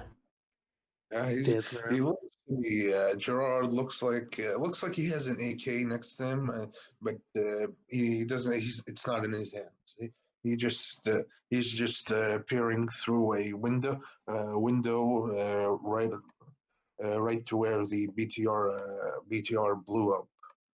Yeah. I mean, I might start aiming at him. Okay. Sniper shot. And in your scope, you see that he definitely isn't wearing a Russian uniform.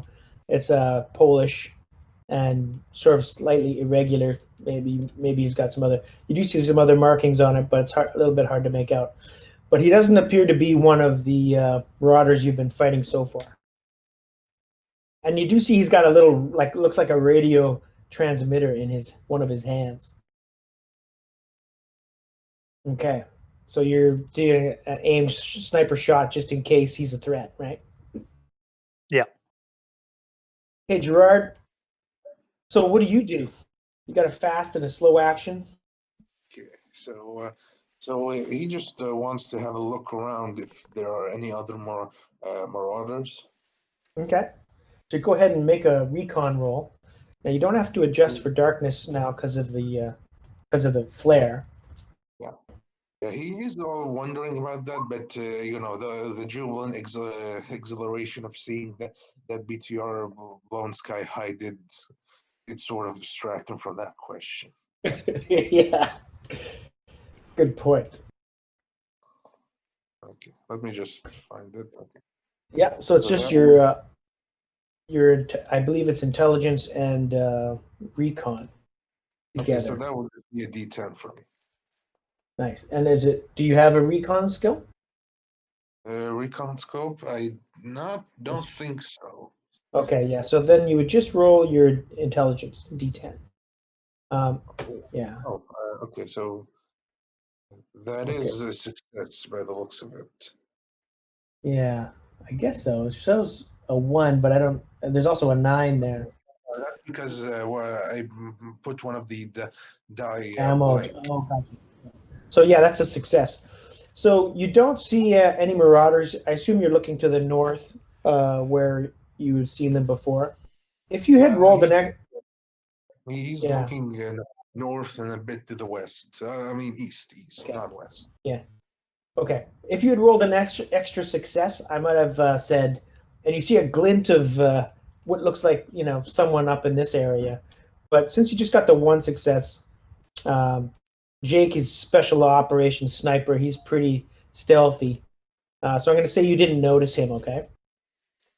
But you do notice, though, some movement across the way. Might not be good for Carl. You see a little bit of motion in the upper floor window, which you thought might be someone up there. Now, you didn't quite see a face or anything, but there's someone sort of sneaking around on the second floor. When you've been watching this gun battle, this is where all the shooting was happening. So you don't know if this is a marauder or someone attacking the marauders, but that's what you notice. So he puts the radio transmitter aside and picks up his AK. Oh Then shit. no, don't worry, don't worry. Then he It should work then because he- it's kind of hilarious. A little bit of fog of war. Yeah, he then tries to shout out in Polish, "Hey, identify yourself!" It's Nice. like it's a really far. Yeah, it is. It's pretty far, 200 but meters. Be like blah blah blah blah. what? But still, it's a quiet night now after the explosions and the gunfire stopped. And at night, voices can sometimes travel. That's true. Anyways, but it's neat. You hear some Polish shouting, and Jake, you see him yell out. Also, I don't know if you speak any Polish, but Jake's closest. I do not. Okay. And Remove the BTR from the initiative. yeah, well, I'm gonna leave it in there just for the bad guys, to represent the bad guys. Yeah, the bad guys who are slowly dying, or rapidly Yes. Yeah, So, up until we get too confident, kick down the door, they were waiting and then shoot us up. So, Izzy, you hear some noise from inside the building you're stacked up outside of, and it's diminishing. It's like someone running away. And so I'm just going to make a mobility roll for that guy.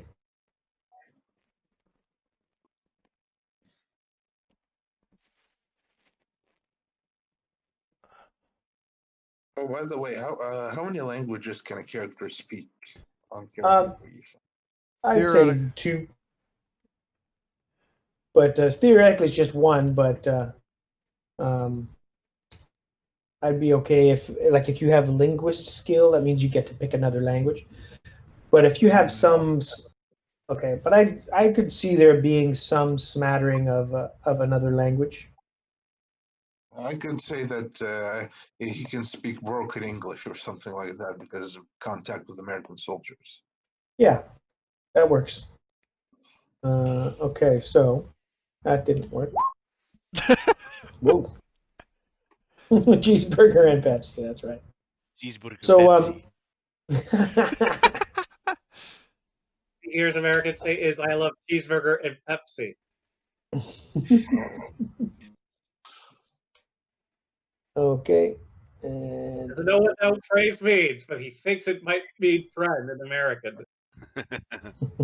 Cheeseburger Pepsi.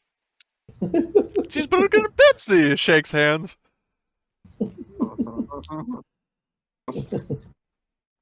Okay.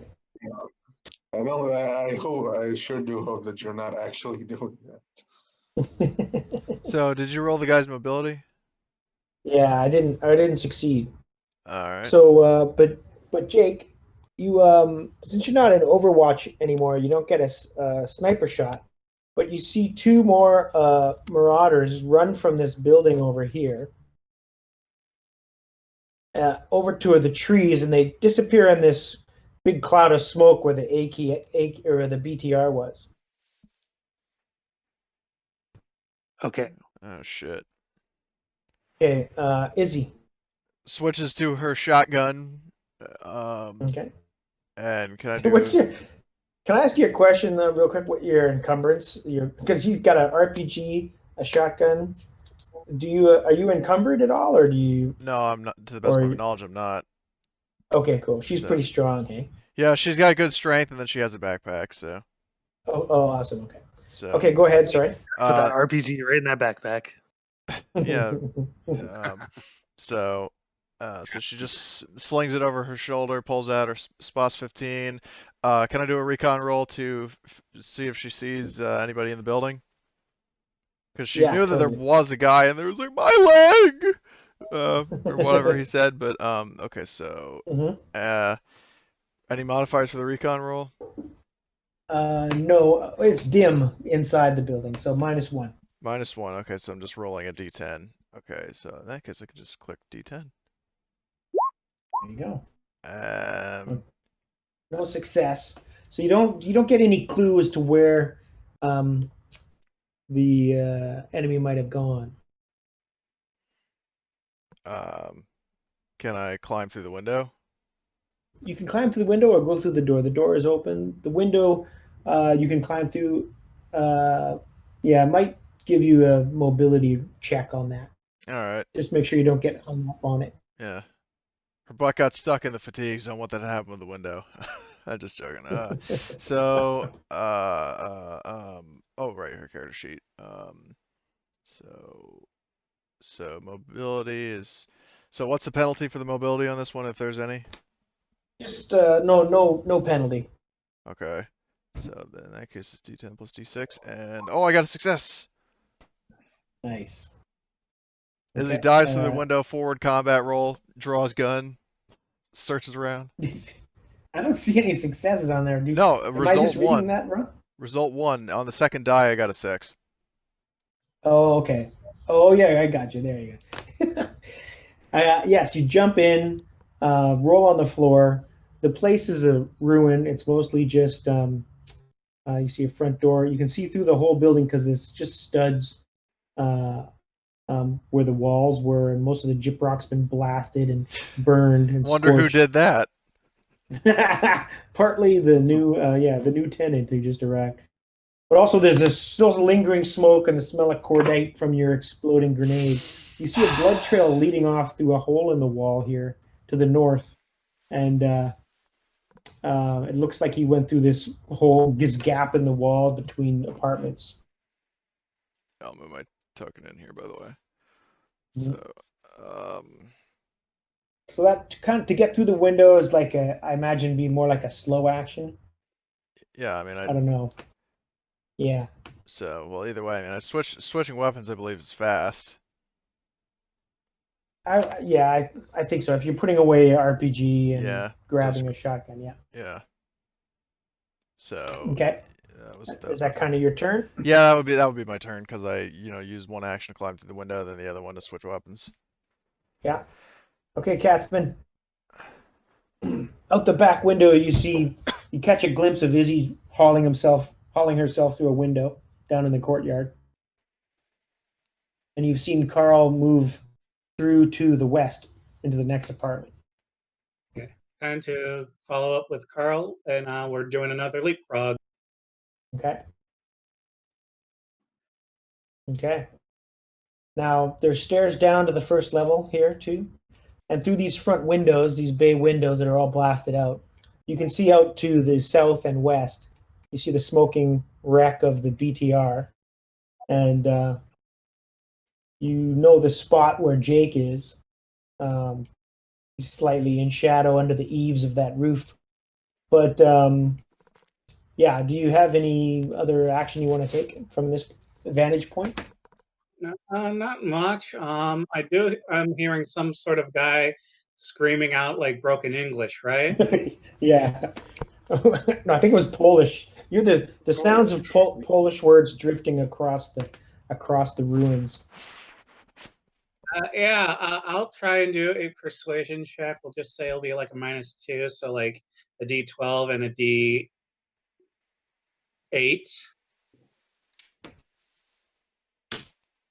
Okay. You're gonna try and yell something.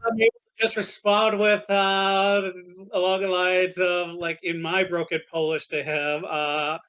You're not one of those the jerks, right? So can I say what he hears just for fun? Yeah. Go ahead. So he just hears you jerk, are you, or something. That is pulled up in hospital. And for some reason, he hears something about something about a computer and some potatoes. That's real broken Polish. Computer potato hospital? That's funny. So, what was your intent, though, Katzman? The intent of figure out if this is friendly or if I'm going to have Jake like point the gun and shoot him. Yeah. So that's kind of the through all the broken Polish shouted across the ruins there, Gerard. It sounds like these guys aren't the marauders. He's trying to make some kind of connection with you in broken Polish. Yeah. Do you try to escalate this, like call my mother like a whore? Because that's Isn't Izzy speak Polish? Izzy doesn't. There's a lot of similarities, like cognates between Polish and Russian. Oh, you speak Russian? Yeah. Mm-hmm. I mix that up. And odds are there's like some stuff I learned from Bertha that I know I shouldn't say, like kurva. Okay, so we'll call that bit of moment to turn around, and then Carl, you hear Katzman yelling back and forth across the ruins to someone else. It's very loud. Yeah, like all I hear is like tinnitus anyway. So from the previous ringing. That's cool. I'm gonna keep trying to sweep this building because I know there's probably some guys in here somewhere. So I'm gonna make my way down the stairway to the first floor. Okay. And try to push north if I can. If I can't, then I'll have to figure that out. Okay. Yeah, there's no actual way north from out of this apartment into the northern, but there is there's the front doors in the front corner there. There is a back door out of the kitchen into the courtyard, right there. Yeah, so I guess I'll go down and post at that door, and I guess try to stack up on Izzy if I can. Oh, okay, so you head out north and into the courtyard, and then join Izzy. Yeah, I'll go through the door of that room. I guess I'd have to do a mobility roll over the debris. Yeah, and also just to get the extra hex, because it'll take you to go down the stairs was like a hex, basically to descend a level, and then to join Izzy and hex, it'll be another mobility. It'll be one mobility roll -2 for the ruin and the debris.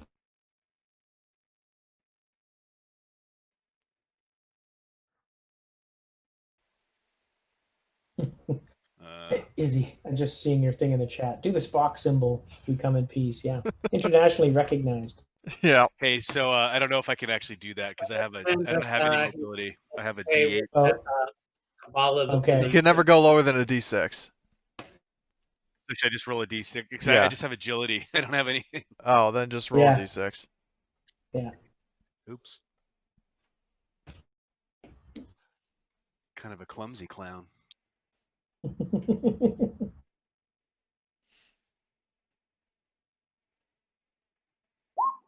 Ooh. Okay, so you basically get to the ruins. Like we can put you outside the back door if you want. Yeah. Okay. Okay. Nice. And so that's your fast action. Do you want to do a slow action as well? Or is there another? He can do too fast, right? If he wants. That's true. Yeah, that's right. You could keep going, I guess, right? Yeah. Yeah, sorry. I should have said that at the beginning. Yeah, it's just like So- Alien. You can move and move. Mhm. I thought that's what I was doing with a mobility roll to get over the rubble. No, I think you can use for one fast action. You can move 2 hexes. If you want to move more hexes with that one fast action, you make a mobility roll. Oh, But- I see. I yeah. see. But you could So, use yeah, I'll another just- fast action to move a second time.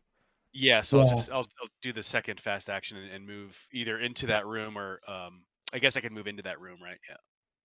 Yeah. So I'm sorry. I should have said that. So you can be like right. I'm just gonna grab your token. You can be right there with Izzy. Yeah, I'll just go in and peek, go through the door.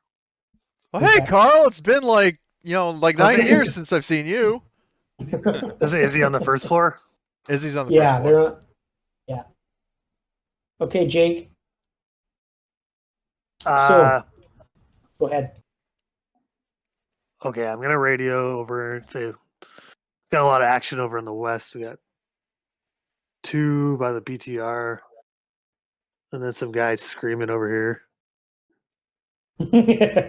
But you can see him yelling to the northeast, and you heard the distinctive voice of Katzman yelling back. So you know that Katzman and this guy are now trying to converse with each other. It's Yeah. like first contact. So I'll hold off blowing his head off right now. That's good. Very much. That's a great show of restraint. On this podcast. I'm gonna. I guess I'll keep Overwatch. Kind of watching. I'm waiting for him to like do a like fucking guffaw and like paw about my mother. Yeah, I'll just be watching where I've seen like here and here where I've seen like a Okay. Seen movement, some movement. Okay, up to the northwest. and still keep an eye on this guy and perhaps blow him up next time. Okay. Okay, Gerard. So, what do you do? You seem to have made some connection with this guy yelling across the ruins.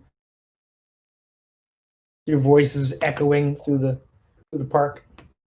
Okay, so he tries to get out of the building slowly and get over to that car, right behind that car. Sure, no problem. Easy. You can move up to 2 hexes without any difficulty if you want.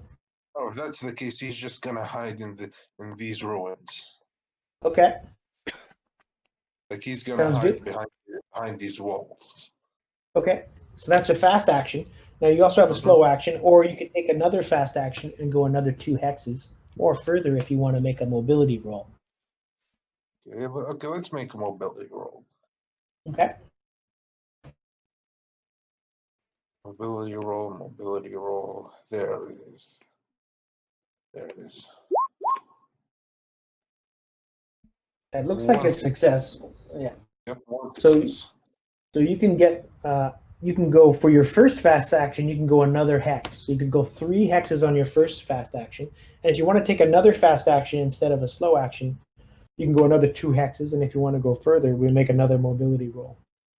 Okay. Yeah. I'd say that he goes here, like he hides Okay. in between the rubble to avoid any more fire.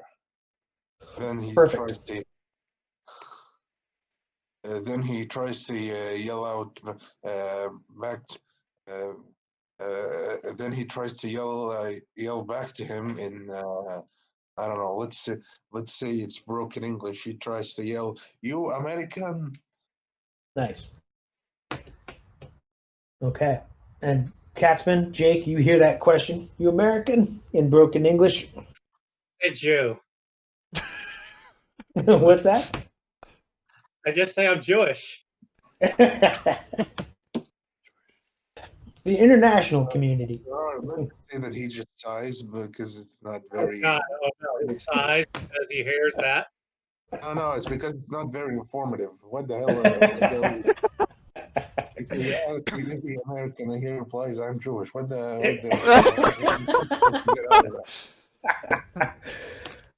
Okay, so Good, bad good, guys. because we were like a right-wing Polak. Okay, and then it's the bad guy's turn. So, Jake and Izzy, you guys see some movement. Or actually, Izzy and Carl, you guys hear something. You don't actually see it, but in the next apartment, you hear some breaking glass and something drops. And Jake, you see a guy limping across the street to this tree, and you see another guy come out of this building with the helicopter, and they meet under this tree, and the limping guy falls to the ground. He's no longer suppressed. And the other guy just sort of helps him up, and it looks like they're going to go back into the building. Can I Behind Overwatch take a shot on them? Now, you weren't overwatching at this point, so you were looking at Gerard, but you noticed this Okay. through your peripheral vision, and then you can swing.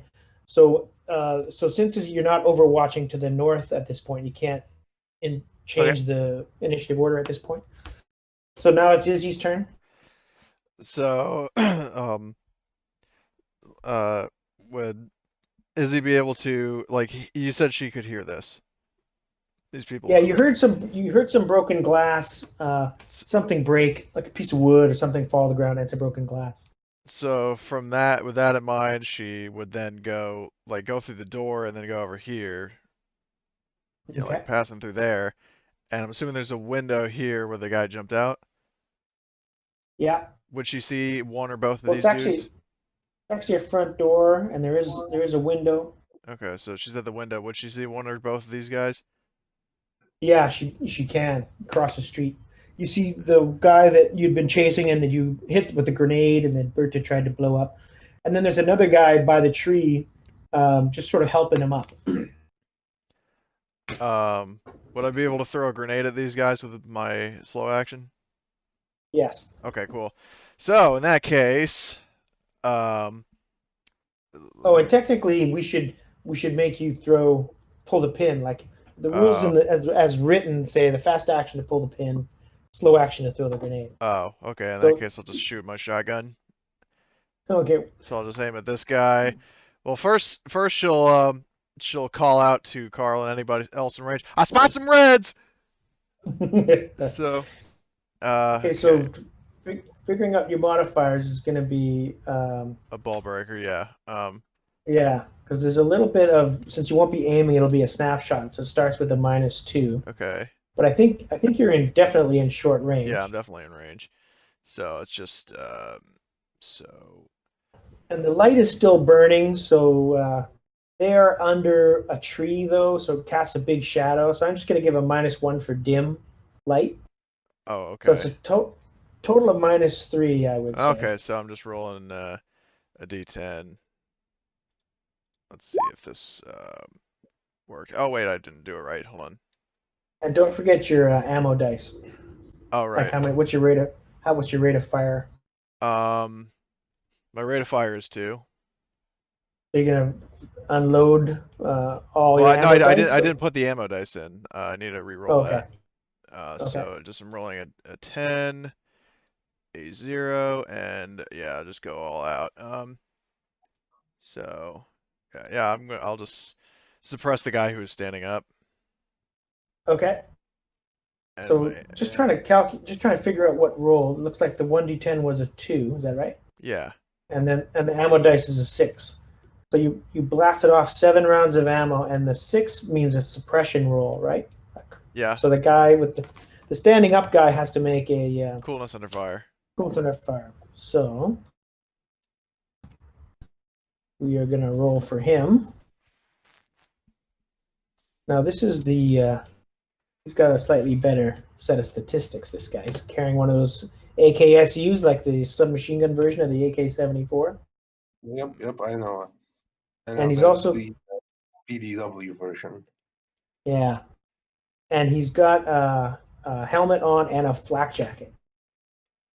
But it's just So it's not a damaging attack, it's coolness under fire, so he's suppressed. no, I know. I'm just giving you some visual feedback. Oh, okay, I'm sorry. The point is, this is the big bad guy. He's the leader of the Marauders. So just gotta check something real quick.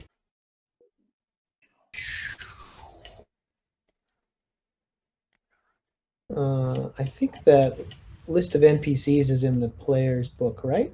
Oh no, there's not. It's the Definitely in the manual. GM's handbook. Yeah. Okay. Okay.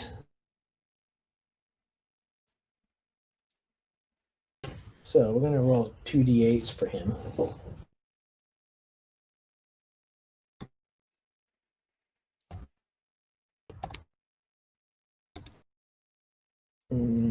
Could have done this on the attack roller too. So no successes. So he goes down, hits the deck. He's into the bushes and the tall grass under the tree there. So nice work, Izzy. You've suppressed him. Izzy In fact, bows. the other guy in the Yeah. the other guy has to make a coolness under fire also. Oh, he does. Nice. Yeah. 10x.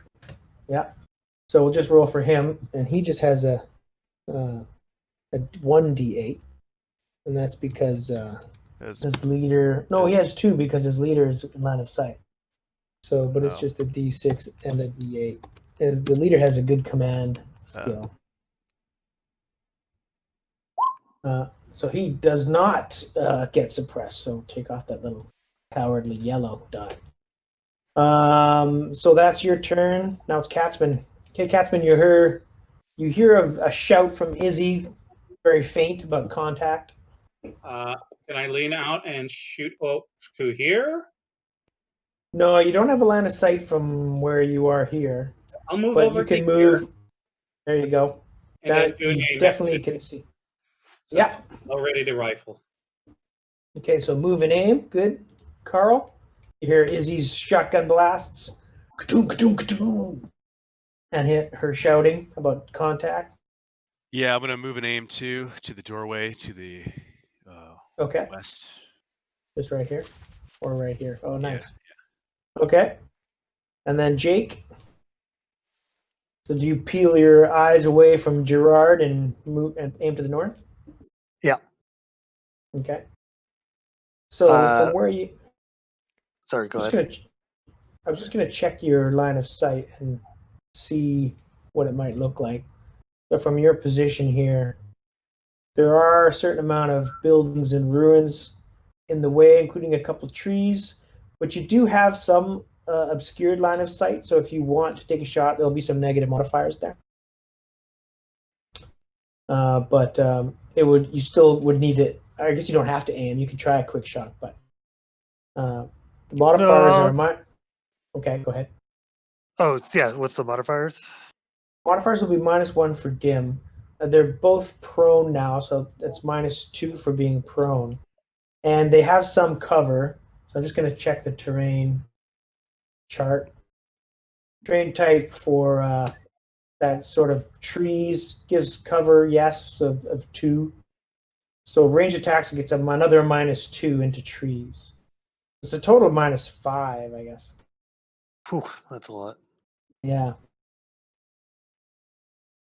Yeah, I'm never gonna hit him. So if you aim with a sniper shot, that'll give you +2. That'll reduce a couple of those modifiers. Right. Just something to consider.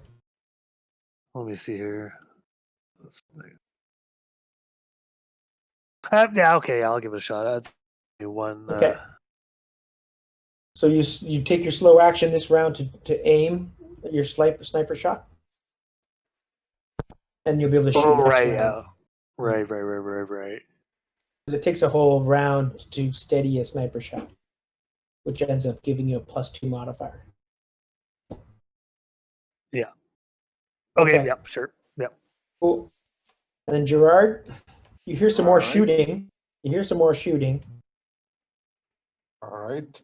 So I don't think you can reach any of it from the with this AKM. That's right. And in fact, from where you are at ground level, you can't see what they're shooting at.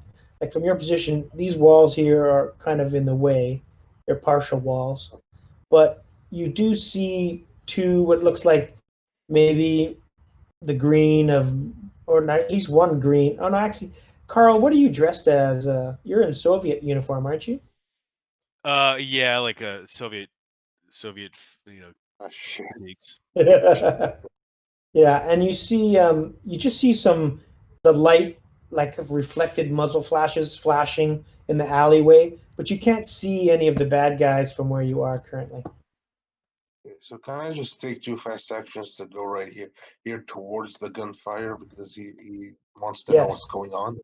yes. You do have to make a mobility roll as you go through the rubble, with no modifiers, just a straight up agility. Plus, if you have any kind of modifiers for mobility. I don't think I have. So that should be just a beat. Okay, 2 successes then. Nice. Nice. So yeah, I'll let you go an extra hex too if you want, because it's a nice roll. So you hop, skip, and jump. All right, how about I also do another mobility roll? Go extra hexes. Yep. Okay. Oh, Oh. nice. Wow. Nicely done. So you can go another hex. There you go. You got lots So of he cover go- there. Cool. Okay, that's the bad guy's turn. So this bad guy, the leader, is going to try and shake off his suppression. And let's do that first. So he needs to roll his command, which is a D8, and his. I don't know if he gets to use his own unit morale. I guess not. So we'll just try that. Oops. It's a group morale, so it's still he'll use that. Okay, so I'll throw that in there too, because he didn't make success on the. So another D8, and he didn't succeed. He's still shaken. And but the other guy is not suppressed, so he spins over on his ass, sitting up, and he shoots at Izzy. So get ready, Izzy. You got some incoming. Oh shit. Well, do I have cover from the building? You do have cover, yeah. Okay, and then I have flak armor, so. Nice. You got lots of cover. Also, I won't be able to see the cover. Your cover covers your body because you're shooting through the window, right? Like Yeah, but I mean, your I your could legs. realistically like duck down, right? Yeah, but we'll say we can see basically your torso, right and left arm, and your head. Yeah, essentially. sure. No legs. Because it's kind of, we're trying to make this happen. It's all kind of simultaneously. Yeah.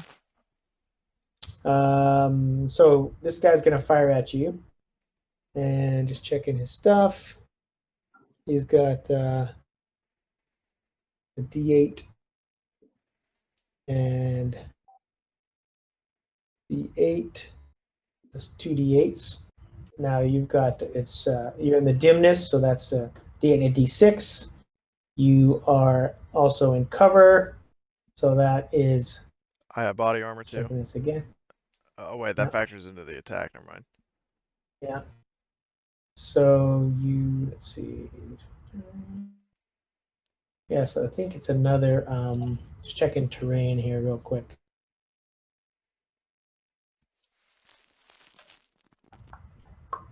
Yeah, so it's another -2 for your cover. That's total. That gets rid of the D6, and it drops his D8 for agility to a D6. So he's got a 1d6 chance to get Oh, you. thank God. But he's also freaking out, so he's going to unload 4 bursts of ammo dice at you. So it's a D6, a 0, and 4 ammo dice. So that should get a 3 is a no success, but his ammo dice, and he had no success on the ammo dice. So he just blasts the whole front of the building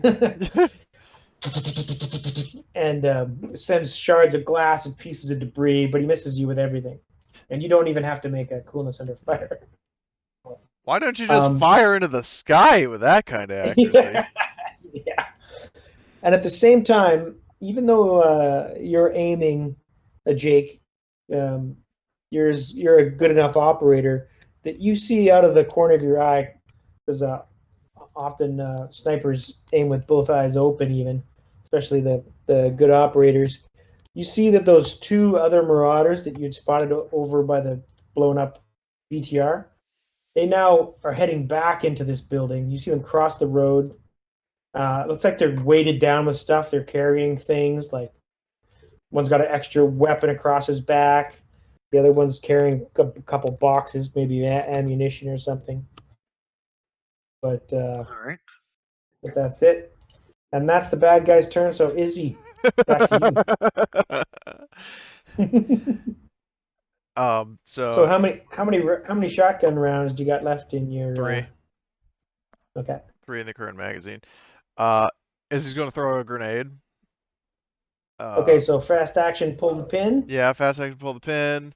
Slow action. So hold on, let me pull up my character sheet. Or actually, I don't necessarily need to. So and you said it's heavy weapons. Yeah. Okay, so it's heavy weapon roll. Heavy weapon roll.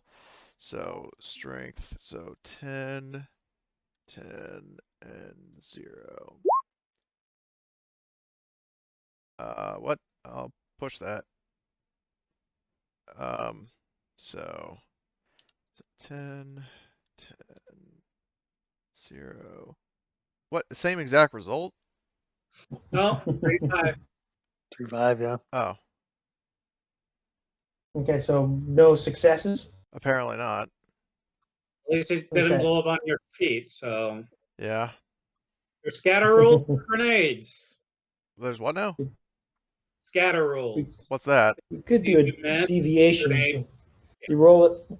Yeah, roll a d6 for deviation, which means it could bounce back towards you. Did it? So a 4 means it goes south. So instead, it ended up in this hex here. It bounced off the tree, bounced over into this hex, All right. and erupts with a crump. Now, what level explosive is the grenade? Is it C? C, I believe. So the grenade also affects the surrounding hexes to level D, but neither of you are in those hexes, so you're okay. Yeah, but these guys aren't. Yeah, but the success, I think, since you didn't get any successes on them. Oh wait, this is to land the grenade, right? Not the explosion. To land the grenade and then the explosion. You're right. Okay, so both these guys are then in the D range. So you roll 2d6 to see if you get any successes. Okay. And now they're prone, so it means that that's a -2. So I guess that means it can't affect them. Let me just. Well, you see can how never that go works. below a D6. That's the rule. That's right. So it's basically just 1d6. Yeah. Okay.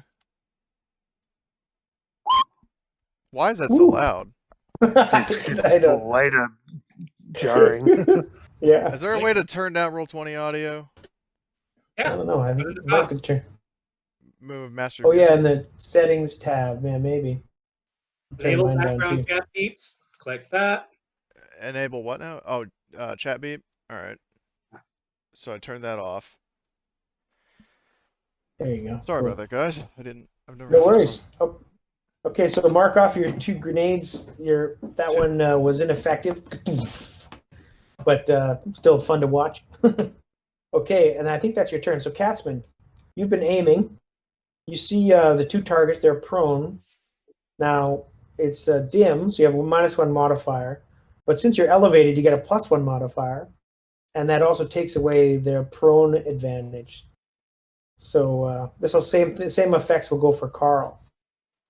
So let me just see if there's another fast action I can do, or I'll just fire. Now they do have cover too, so the covers of the trees will give them -2. So there are -2 modifier overall, but that's it. Okay, it's going to be a straight D8.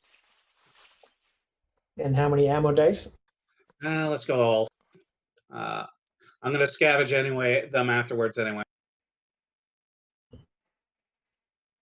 Yay! Oh wait. Nope. Mhm. Uh, So the gun jams. No, it's only. I thought it was only Yeah. two. Two is a jam. he did. He rolled a 1 on one of his attribute dice. Oh, and so then, the ammo and then the a one. attack. Okay, so the gun jammed. Okay. Yeah.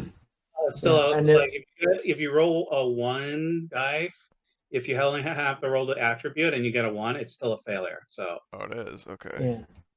So you have your reliability of that weapon drops to B, and you have to make a tech roll to unjam it. yeah, I'm fine with that. My guy actually knows how to fix this stuff, so Yeah. also going to be spending a ship just to get this thing back to reliable. Yeah. So that was your slow action was the fire because you'd aimed in the previous round. You still have a fast action, Is it still actually- which I could rule that as a clearing the jam. If you wanted to do your tech roll as a jam clear, you could do that as a fast action. Yeah, sure. I'll do my tech roll. Mhm.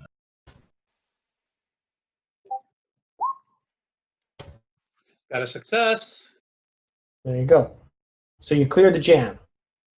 Nice. And then Carl, you've got the same modifiers. So -2. -2 total, yeah.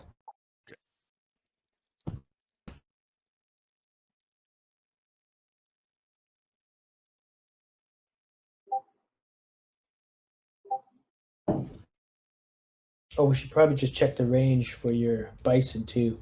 Is 3 still in short range? 3 is short range, I believe. Okay, Okay. whose Discord is going off? Okay, I'll mute mine. Thanks, Gerard. Guys, So- wait. Oh, damn it. Yeah, let's go there. So, Carl, did you, Carl Papa, Side effect. you got to finish your attack? There we go. So it looks like you got no success on the base dice. Oh, and also your weapon also jams. On the jam, So, do you count that ammo spent, or does it? I think you would. I think you would probably count the ammo spent. This all happens at basically the last round. Exit the magazine. Damn it. Just a moment. Sure. So you can also, since you aimed the previous round, Carl, you can use your fast action to try and clear that jam with a tech roll. Okay. Hmm. Okay. Is that better? In Vietnam era M16s will be fine because those things probably. Oh. Okay, so your weapon's jammed up tight. You have to you got a misfire of some kind. Stuck in the chamber, it's going to take a little bit more time. So, Carl, that's your turn as you send a burst of fire downrange. And now, Jake. And Gerard, yeah, that sound is better. Thank you. So, Jake, it's your turn. You've been aiming with a sniper shot. Yeah. So I'm at -5, correct? Yeah, but I think that was reduced then to -3 because your And then sniper shot. Yeah, then I have a specialty, so that's -2. Nice. So that brings me to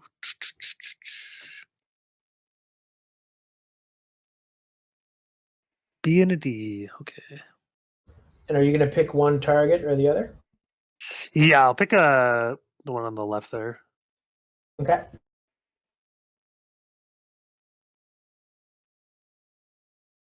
A D and a D. And how many ammo dice? A B and a D. Okay.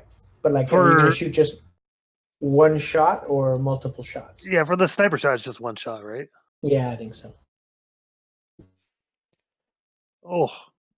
Okay, we got a 1 and a 5. So, yeah, a miss.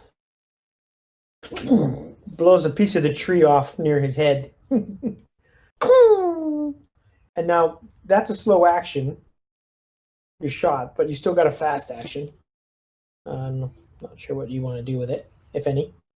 No, just You could start to aim or I'll start to aim again. Okay. Okay, Gerard. Okay. You hear a lot of shooting going on, including one shot over your right shoulder. See any of it? As you glance to your right and behind you, you see what looks like a muzzle flash in the second story of this building. But it wasn't aimed at you, at least. Although you're completely exposed to that, whoever that was. So if they were shooting at you, they could have shot you. So your assumption is probably they're working on behalf of the other guys over here. Okay, so he doesn't want to attract the attention of the other marauders, so he just scoots on over here. Okay. So just make a mobility roll with no modifiers to get through all the rubble. You don't want to sprain your ankle or anything. So that would be actually would be here. So Okay. allow to be a D10. Nope. Okay. So you don't get injured or anything like that, but so it's not a problem. But if you want to do another fast action, you can move another couple of hexes. But then you still have to make a mobility. See anything? Can you see anything from here? From here, no, your view is pretty limited through the rubble. The buildings up ahead look empty. You don't like the windows are smashed open, but you don't see any movement or anything. Do you want to make a recon roll and do a more careful look? Instead, he just moves on right here behind this wall. Okay, that sounds good. Just make a mobility roll through the rubble to make sure you don't get two mishaps. Okay. Nice. No He problem. gets another spot. Yeah. So Okay. here, would give him cover against these two guys? Yes, definitely. Okay. Okay, nice. And now it's the bad guy's turn. So once again, this leader here is going to try and shake off his. After the second turn, it comes off automatically, I think. But he only has one action left, and I think that's a slow action. But he's going to spend that as a fast action, and he's going to leave his buddy behind and run into this building. Standard marauder. Yeah. So he goes into there and disappears from sight. Now, the other guy is going to reload his AKM because he realizes he emptied it in the last blast. So he does that as a slow action, as a reload, and then he raises his AKM up again, and he curses out in Russian. Die, you dog ball licking son of a beep, and this time he's going to aim. So he's taking his fast action to aim, and that's the bad guy's turn. Some secondary ammo starts cooking off in the BTR, and then it's Izzy's turn. Izzy's going to reload her shotgun and then seek cover. Okay. Wait, hold on. Reload. Cool. Reload's a fast action. Okay. She's going to reload, still just the same reload and seek cover for extra armor whenever the guy shoots. So sounds good. You're like down low and behind walls and stuff like that. Hey, Katzman, I don't know if you're back yet, but Katzman said he was going to make a. Yeah, Katzman left instructions for what he's doing. He cleared his weapon jam. That'll be for when it's my turn, and then seek cover. So he sought cover too. Sounds good. And then Carl. So your weapon's all jammed up. Yep. Make one of those tick rolls. Okay. Which is fast action. And don't forget to add your attribute if you have tech. I don't. Oh, okay. So that's nice. Multiple successes. Wow, your weapon's working better than it was before. Nice. So you still have a slow action. You can use it to shoot or another. Yeah, I'm gonna shoot at this guy without it. Okay, so without aiming, that's -2, including, and he's not prone anymore, so I think it's still -2 then overall. So it'd be -4. No, just -2 total. I think he's starting to get up. So we won't say he's prone. Or I think, what was that? Was that the modifier? Yeah, because it's dim. Yeah, you're elevated though, so those cancel each other out. He was prone, but he's not anymore. First floor. Oh, you're on the first floor. Okay. Yeah. So yeah, we'll say -2 total then, because he's like low. Oh no, it was the cover was the modifier. So -2 for cover. That's the modifier. So we'll just say -2 total.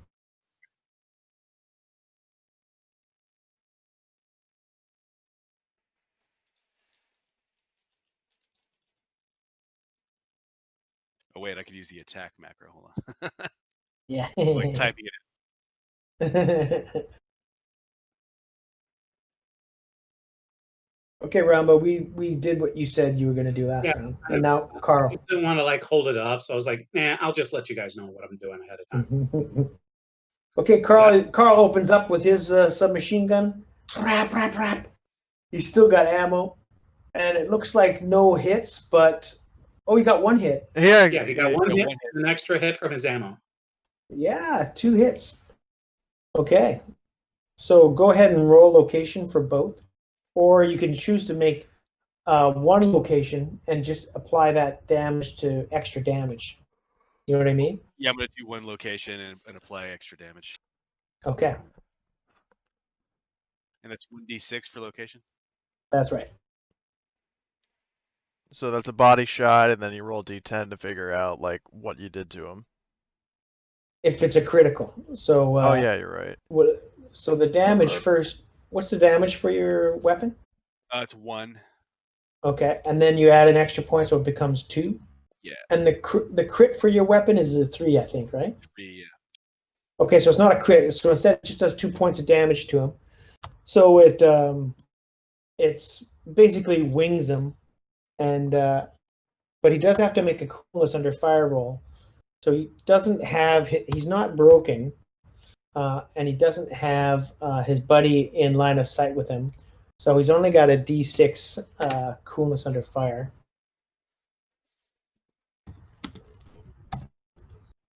Which he does not succeed. So he is suppressed. So much He for his goes back aim, down Schwager. Yeah, that's right. He's suppressed. He hits the ground and sort of like you can just see parts of him in the tall grass. Nice job, Carl. So that was your tech roll and then opening up with your submachine gun, right? Yeah. Okay, Jake, you have taken a aim from the previous round as a fast action, so you're technically aimed right now. Not a sniper aim, but still aimed. And you still have some negative modifiers on this guy you can see, which is cover, it's another -2, and it's dim, it's another -1. So that's a total of -3. Oh, and he's prone. So that's total -5 again. So your choices are to go to try a shot at -5, or you could go to your sniper aim again to get that +2 back. Oh, and I think you also have the specialization, which would be a +3 total. Let's not forget, I think he has 2 specializations. I know he's got one at least. Jake, are you still there? We might have lost Jake. I know he had to leave. He muted. No, he muted himself. Oh, okay. Yeah, Jake, you might be muted. Sorry, I forgot Anyway. I muted myself. No worries. It happens to the best of us. Happens to all of us. Yeah. Hey, did you hear the options? Yeah, I'm just thinking here. Okay.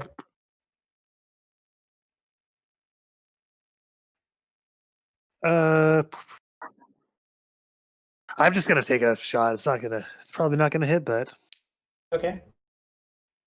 try it out. So yeah, it's -5, but you get a specialization, right, to make it Yeah. -4. Yeah, which would bring me. That's a okay. What does that leave you with? It leaves me at the D8. Oh, that's pretty good. And this is how many shots are you gonna fire?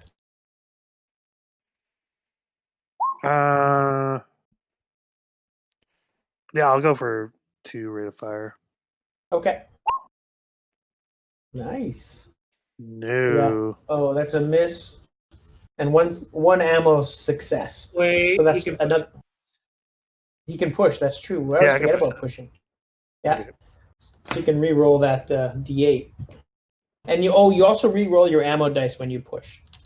Yeah. If it's a success. Does it get rid of its success Uh, though? Oh my that's true. god! Look at all those successes on the ammo dice. Yeah, but still no hit on the D8. So it becomes a coolness under fire roll. 2 of them.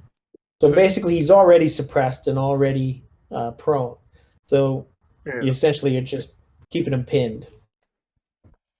And that's Great. probably your full mag. I don't know how many mag is in your. Yeah, I think that's gonna be. Wait, let me check here.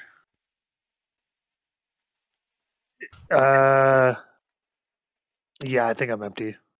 Okay. Nice work. And Gerard. So that sniper behind you is definitely not shooting at you. So yeah, he's very much glad that there isn't a sniper trying to hit him. So you got fast action and a slow action. Yep, he's gonna try to hide behind cover here. Okay, not a problem. Okay, then can he just shoot this guy? Yes, he can. So the range is Yeah. 1, 2, 3, 4, 5, 6, 7. So that's going to be immediate. That'll be immediate. AKM. Okay, the range on the AKM is 5. Okay, so that'll be medium range, which is -1. Also, it's dim under that tree, so that's -2. And he's got cover, which is another -2, and he's prone, which is another -2. So, Screw it. No. yeah, yeah, it'll just be a waste of ammo. I mean, you could shoot at him and suppress him, but he's already suppressed too. Pretty damn suppressed. Okay, how about I just try?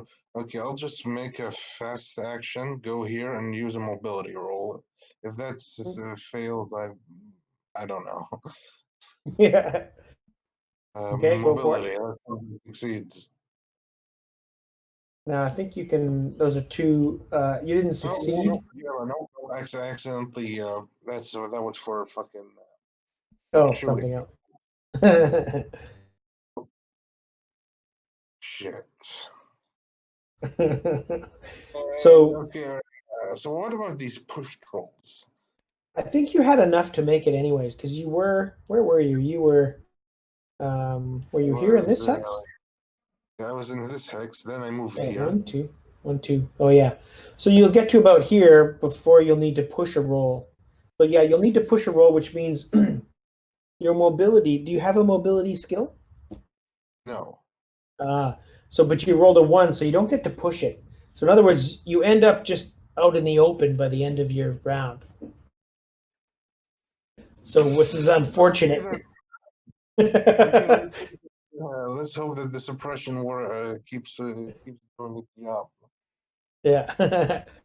Guess the bad guy's turn. So this guy's suppressed here on the ground.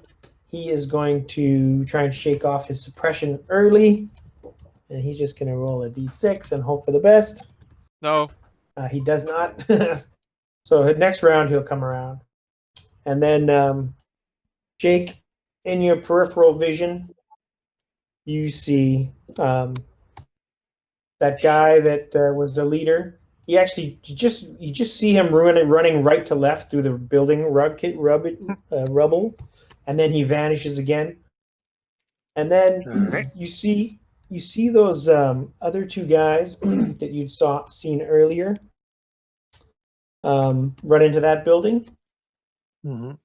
to the west. You see them running away. They like cross the street. You see a gap. They run into this building here, and then and disappear.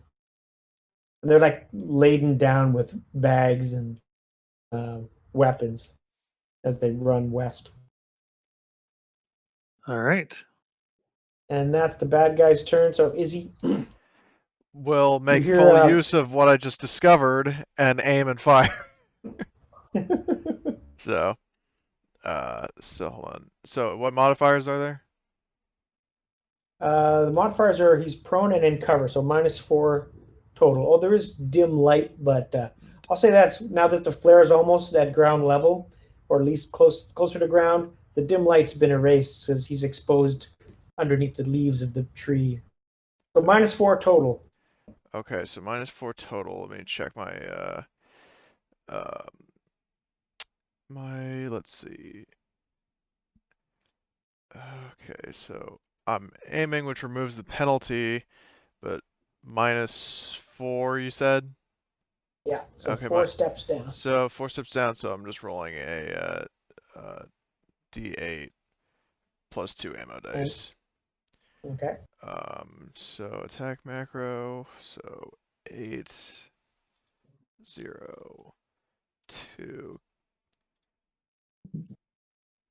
Shit. That's a miss and a miss. Shit. So yeah, you perforate a whole bunch of leaves and pieces of bark fly, and you fire off 6 rounds. You emptied another tube of ammo. How many rounds does your Spaz 15 hold? 10.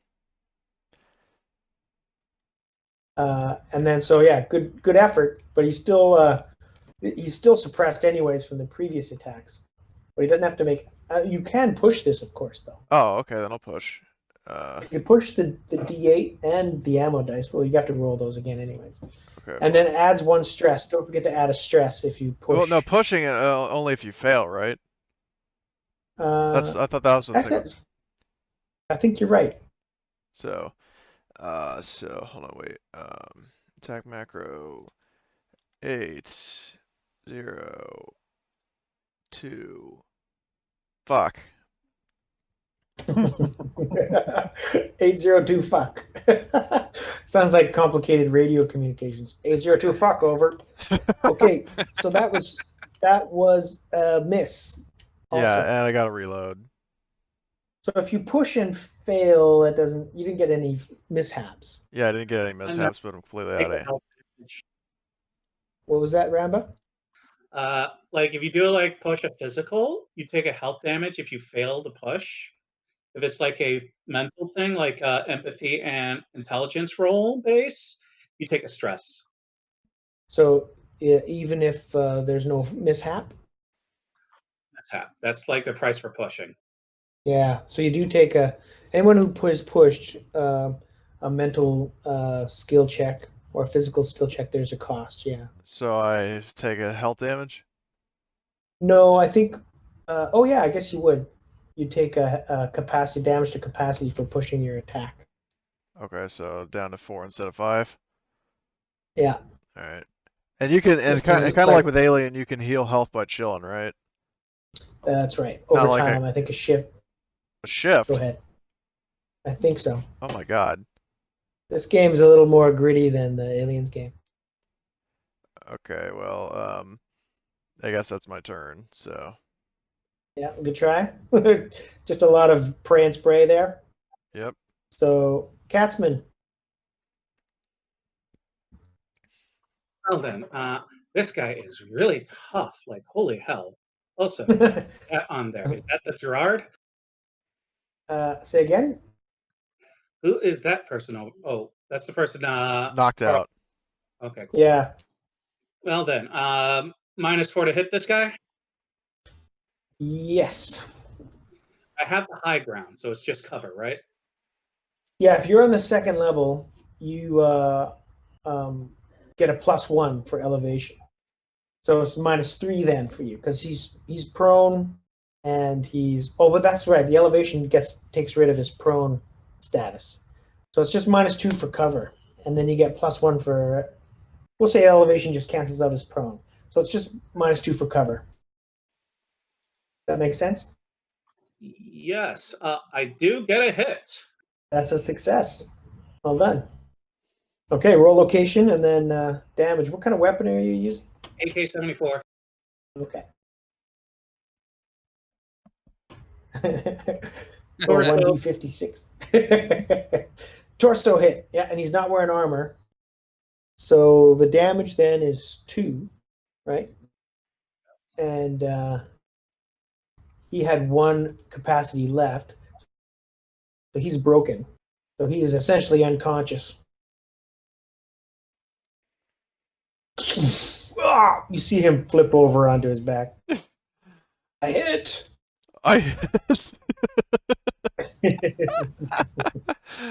And then just calculate your ammo. Yep, we got 5 And then, rounds left.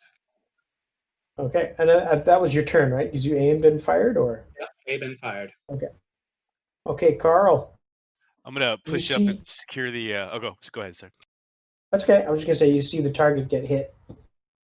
Yeah, I'm gonna go ahead and push up and secure the helicopter. Okay, nice. So there is some rubble. If you want to move through the rubble, you got to make a mobility roll. All right. That you can push if need be. Just only if you go through the really dense rubble, like these hexes. This hex, Yeah. for instance, yeah. Go ahead. I was gonna push like to secure up here, so I think I need to. Do Okay, that. cool. Nice.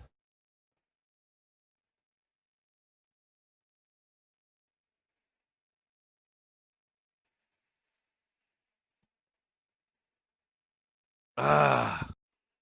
Can I push that? No, it's a 1, so Oh yeah, And that's you- right. you only have the 1 dice. So that means you turn your ankle, you take you take 1 point of damage and end up on your belly in the rubble there. Ooh. Down, you hear like the cartoon banana slip. The slide whistle, yeah. Hopefully no one had a camcorder out and was filming this for America's Funniest Home Video. Okay. And so that was your fast action, but you still have a slow action or another fast action. I'm Or I gonna- guess I'm to gonna- get 3 hexes. Yeah, it was 3 hexes and a mobility roll. So I think that means that I'll put you in this hex because you wanted to push into the next one with the mobility roll, but you made a. We'll put you right here. You trip and fall on some rubble there. Now, if you want to keep going, you can use your other fast action, or you can use a slow action here. Yeah, I'll go ahead and use my next fast action to get up against the wall. Okay, cool. Go ahead. And you said take Well- one health away. Yeah. As you limp up to the wall. Okay. And at this point, you guys, I think it's become clear that the bad guys have bugged out. So Yeah, I the was just gonna radio saying it looks like everybody's ditching. yeah. So, So even the big bad guy who Jake had last spotted is abandoned this building near the helicopter. Just to kind of wrap this up for today. But So, before we wrap up, how about we just do how about Gerard just talk to a few people just so he knows who not to shoot. yeah, we'll finish the role play up here, and so basically, Carl, you get to the helicopter crash scene, and you like see into the building, and you see like a door at the back corner just sort of slowly swinging shut, and you got the sense that that guy had bugged out, and Jake on the radio too saw the other 2 marauders heading for parts unknown. So the battle ends. And you guys have another guy on the scene, Gerard, who walks up. so initiative's done. Yeah. All right. So Izzy will just walk out reloading her shotgun, just because that needs to happen. Mm-hmm. Not necessarily because of this instance, but it's like, well, I just unloaded my magazine on a guy and missed all my shots, so I think I should probably reload. Yeah. Okay. And then Carl. Okay, he's gonna move Gerard. up to Izzy. I think. Yeah. Yeah, Okay, he's just gonna try. He's just gonna try talking. So I think he'd probably see like the American flag emblem or something on the uniform. Good hair. We're all wearing like Soviet stuff, aren't we? Hair. Well, Izzy's clad in like U.S. woodland. I mean, fictional U.S. woodland, just because artistic preference. But she Actually, is- don't forget. Remember when you guys went to the hospital Yeah. in Sherdash? you had Karl Poppa had gone and gotten Russian uniforms for you guys all to dress into. Remember? Oh. So you had replaced your outer American NATO uniforms No, I with at least, or maybe you didn't, but that was the intention. So you didn't. Well, But before Jake before may we have- changed, that's when the guy was saying follow us, and then we went Oh, into the right. garage, and then he sent us on this mission, so we didn't change, or at least Izzy didn't. Okay. That's so cool. Izzy did not. No. So, okay, he just walks up to Izzy and says, you American? Sure am. So he just tries asking in his very broken English, what do you do here? Blow things up, kill stuff. What I was paid to do. What kill stuff for? She just gestures to the guy who was killed over here. So he just says in Polish, understood.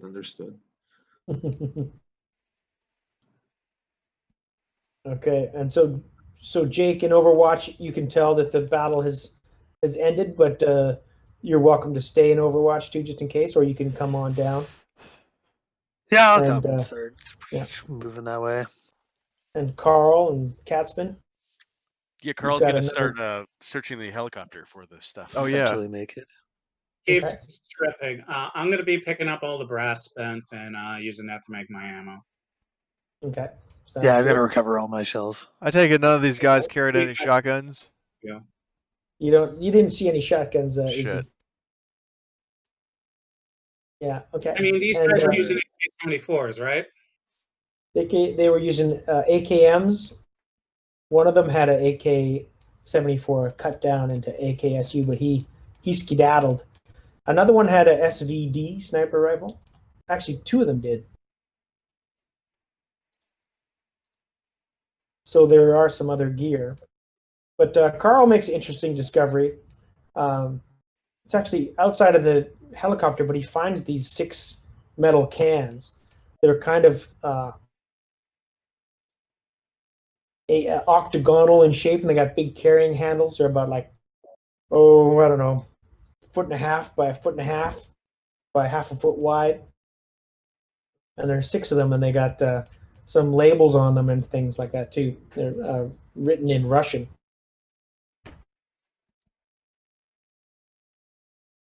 Sweet. Okay, so, This must be must be the stuff. Ooh, let me see.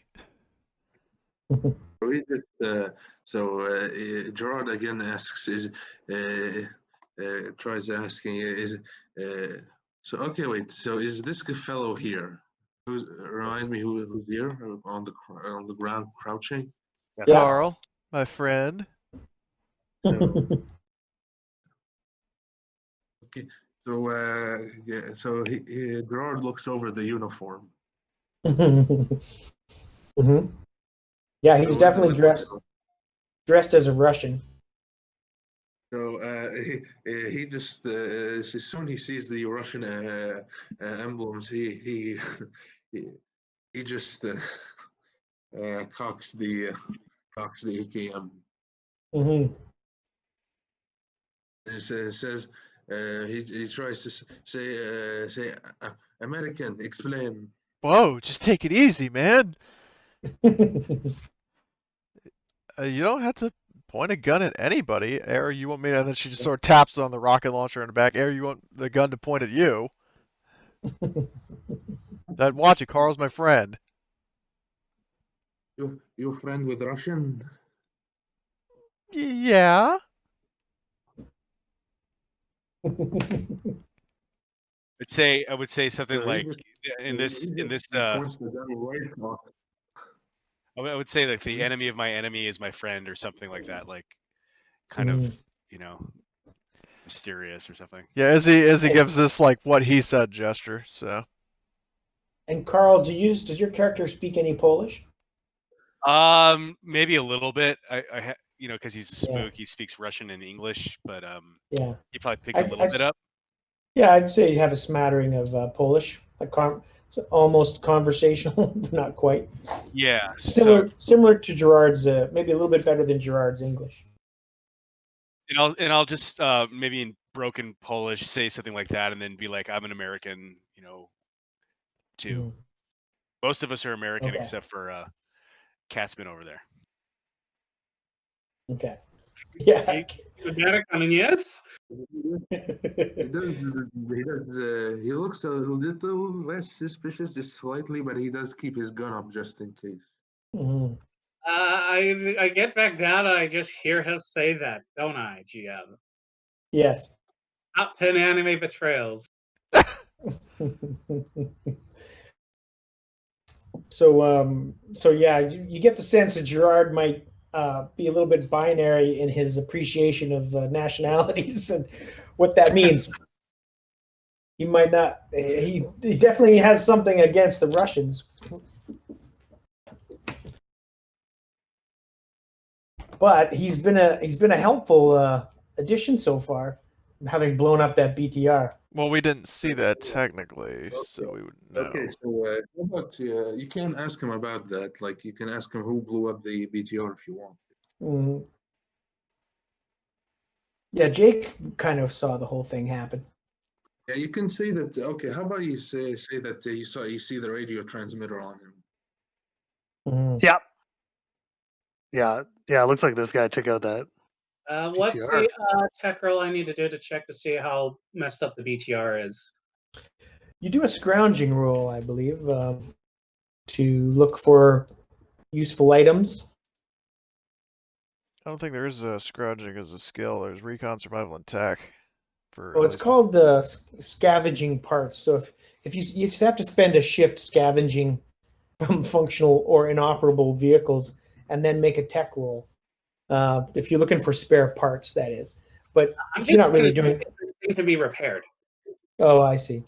You know what? It didn't take any component damage to the engine or any of the major components. It only took damage to the soft, squishy parts on the inside. The driver, the gunner, and the passenger. But it did damage it. It penetrated the armor. It rolled it onto its side, and I'll say deflated 3 tires out of 8. You can just get a patch and a bicycle pump for that. No, you're going to need new tires. It's complete new tires. That's something you could scavenge. But it is an 8-wheeled vehicle, so it might be able to roll without 3 wheels. We could just take the wheels off our car. Yeah, I mean, these things have redundancies. Like, is just looking at this, be like, well, I used to work at a factory managing all of this, so I'm going to look through here. And there is a big nasty hole in the floor, which you could think of now as an escape hatch. I'm just looking through here, you're like, yeah, it's going to be a lot to push to get this working, but I think I can get this fixed. Woo! Yeah, it would take a little bit, but it's doable. And Carl, you were going to look at those cans. Did you have any questions about those cans? Yeah. So can I tell what the writing says? Is it legible? Yeah, it's apparently these are movie film reels. Of all. There's 6 of them. It's hard work. 70 millimeter film. It's a feature film, and it looks like it's Titanic with Leonardo DiCaprio. Really? Of all the. That's what we've bought all these fucking people for. Yeah. So Rabinski will be happy that you've brought him his movie. He's gonna have to pay me his weight in shotgun shells for. Look at these films, I'm like, very good. Look through here, Snow White and 7 Doors, so good. That's a big hit in the world, 1997. Yeah, it was a big hit. This might be just Starship. The next film 3 is Hackers. So sorry, Gerard, I missed what you said there. What was you were saying, Gerard? Yeah, it's out of character. I generally thought it would be like bomb parts or like. Yes. Yeah. So yeah, it's nice. So Angelina Jolie, she's not in that movie. She is in Hackers. In Titanic. No, Hackers. Oh, Hackers. I'm sorry. Yes. Yeah, I think Carl just anyways, shakes his head and he's just like, "All that for a fucking movie." yeah. No, Izzy just like pats him on the shoulder. No, we got to see stuff blow up and shoot shit. Wasn't a huge loss, but I Yeah. need more ammo. And so you guys are sort of consolidating your position. You realize that Berta's gone missing. No idea where she might have gone, but she doesn't answer her radio. You had given her a radio, and so she's somehow disappeared, which is worrying. Although there was no Rescue sound mission time. Yeah, it could be rescue mission, or maybe she just had enough and didn't want to stick around, or who knows? Mystery. But also then Rabinski and one of his guards shows up in a UAZ and he steps out and he's like, "Hey, bravo, well done." So Gerard, you don't know who this guy is, but he obviously knows all the others. And he says, So "Did Gerard tries asking him, you American? he comes. He speaks good Polish, and he explains to you, "Yeah, I'm employing these soldiers, sort of in a little side project of mine. They work for me. I'm not Russian, if that's what you mean. I work on behalf of the Poles." And he introduces himself formally to you as a Rabinski. Okay, Rabinski. So he just before he says anything, he asks in Polish, rank. What's your rank? Yeah, I'm a captain. Division. His division? Good question. He gives you a division that you know of in the Polish army, but he explains he's not in the Polish army. He works for the Polish army on behalf of the intelligence community. So he works for. He says, "I work for NATO, but I'm a intelligence operative. I'm not in the combat arms." NATO. So he just replies, Corporal Gerard, in third Engineering Corps. Okay, he shakes your hand and he pats you on the shoulder, and he says, "Well, hey, it's great to meet you, Gerard. Can I count on you for some assistance? Would you like to work with us?" Sure. Well, anything to drive the Russian pigs out of the motherland. It looks like we're working with similar purposes in mind. It's good to hear. So he is interested in these cans, so he goes over and has a look and checks makes sure they're intact. And he's like, "This is great. Thank you, men. So I did manage to scrounge up some of the things you wanted earlier, and I do have some other." You guys have obviously proven to be very useful. And he looks at Katzman pointedly, because Katzman, you realize this is kind of a loyalty test almost for you, to see how well you operated on this mission. So Rabinski is satisfied. And he says, you guys get together and he has... So there's lots that accomplished group like yourself I could really use. We've got various interests, I'm sure, selfish individual interests, but as a force for positive change here in Poland, I hope we can share a common purpose. What say you? I think Casper's going to be like, what sort of positive change for Poland? Well, we're talking about pushing the Russians out of Poland, continuing our successful NATO push further to the east. freeing Well, Poland from the yoke of Poland the will Russians. be in the war, but instead they'll be fighting on your side.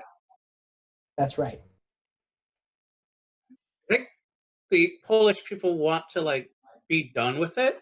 They kind of don't want to be like in the middle of all of this. I agree. The Poles can't just declare themselves done and have it magically transpire. It's going to take work, hard work, and blood and guts.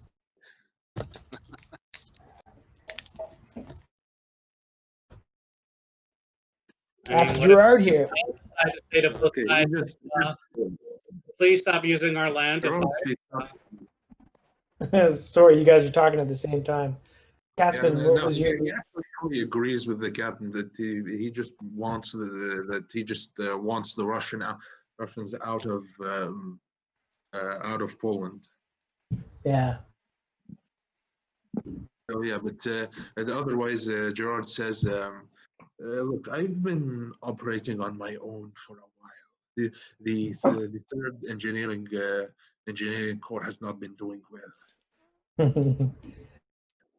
Yeah, well, we're welcome here. We've got a new home. It's if the rest of you are interested, I've got food, water, ammunition, and resources that I can help you with. It's perfect. But I'll, I am on my last few magazines, and I only have 1 day's worth of water. right. So Rabinski claps Gerard on the shoulder, and he turns to smile at you because Katzman and Carl and Izzy's like, "Well, that's one. Oh, so you're saying he's looking What about at the rest of everybody? you?" It's just like, oh, if you Yeah. give me some ammo, I'm all yours. Fighting the Russians, that's what I'm talking about. You got some shotgun shells and dragon missiles? Shotgun shells easy. Dragon missiles, we'll work on it. Izzy crosses her arms. Well, how would you expect me to kill tanks? The Reds have a lot of tanks. So Nuts. so I think Gerard understood the kill and tank. He pulls out the radio transmitter. Yeah. It says in Polish, this will kill many tanks. Ah.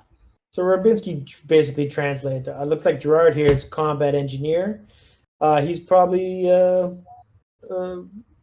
can make all kinds of metal objects go boom. He'll be a definite asset. Izzy sort of smirks, looks at him, and just kind of bounces her eyebrows up once. Like you may have noticed that the BTR has been destroyed recently. He says to the captain. Yeah. Oh, so that was your doing. I've been tracking those pigs for over a week.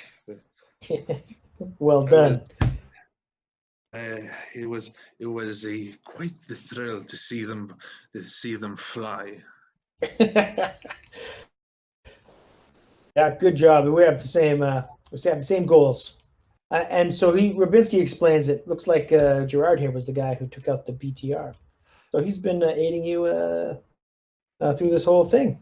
No, Izzy just turns to look at him with an amazed look on her face. You did that?